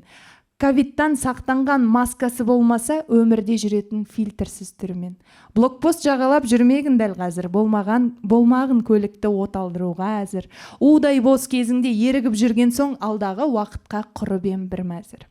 Көңілін аулайсың түрлі лайфхакпен, маңдайға жазылған бармақтай бақпен. Сүйеніп алмағын тіліңе жақпен, шатырың айналып блогерлік тақпен. Бақытты сезінсін сенімен күнде, мазалап соқпағын телефон түнде. Одан да кішкентай тосын сый жасап көр, бұл кезде болады бар тірлік гүлде. Көп болды отырсын күн түндеп, не шара тынымсыз көңілің телміріп инстада. Бас көтер таңданбай 5 күндік мына өмір, құр өтсе боласың ақымақ бейшара. Карантин тоздырмас сен өзің тозбасаң, бұлжырап қаласың қатардан озбасаң. Өзіңді қолға алып рухани өспесең, семіріп кетесің шынымен оңбасаң.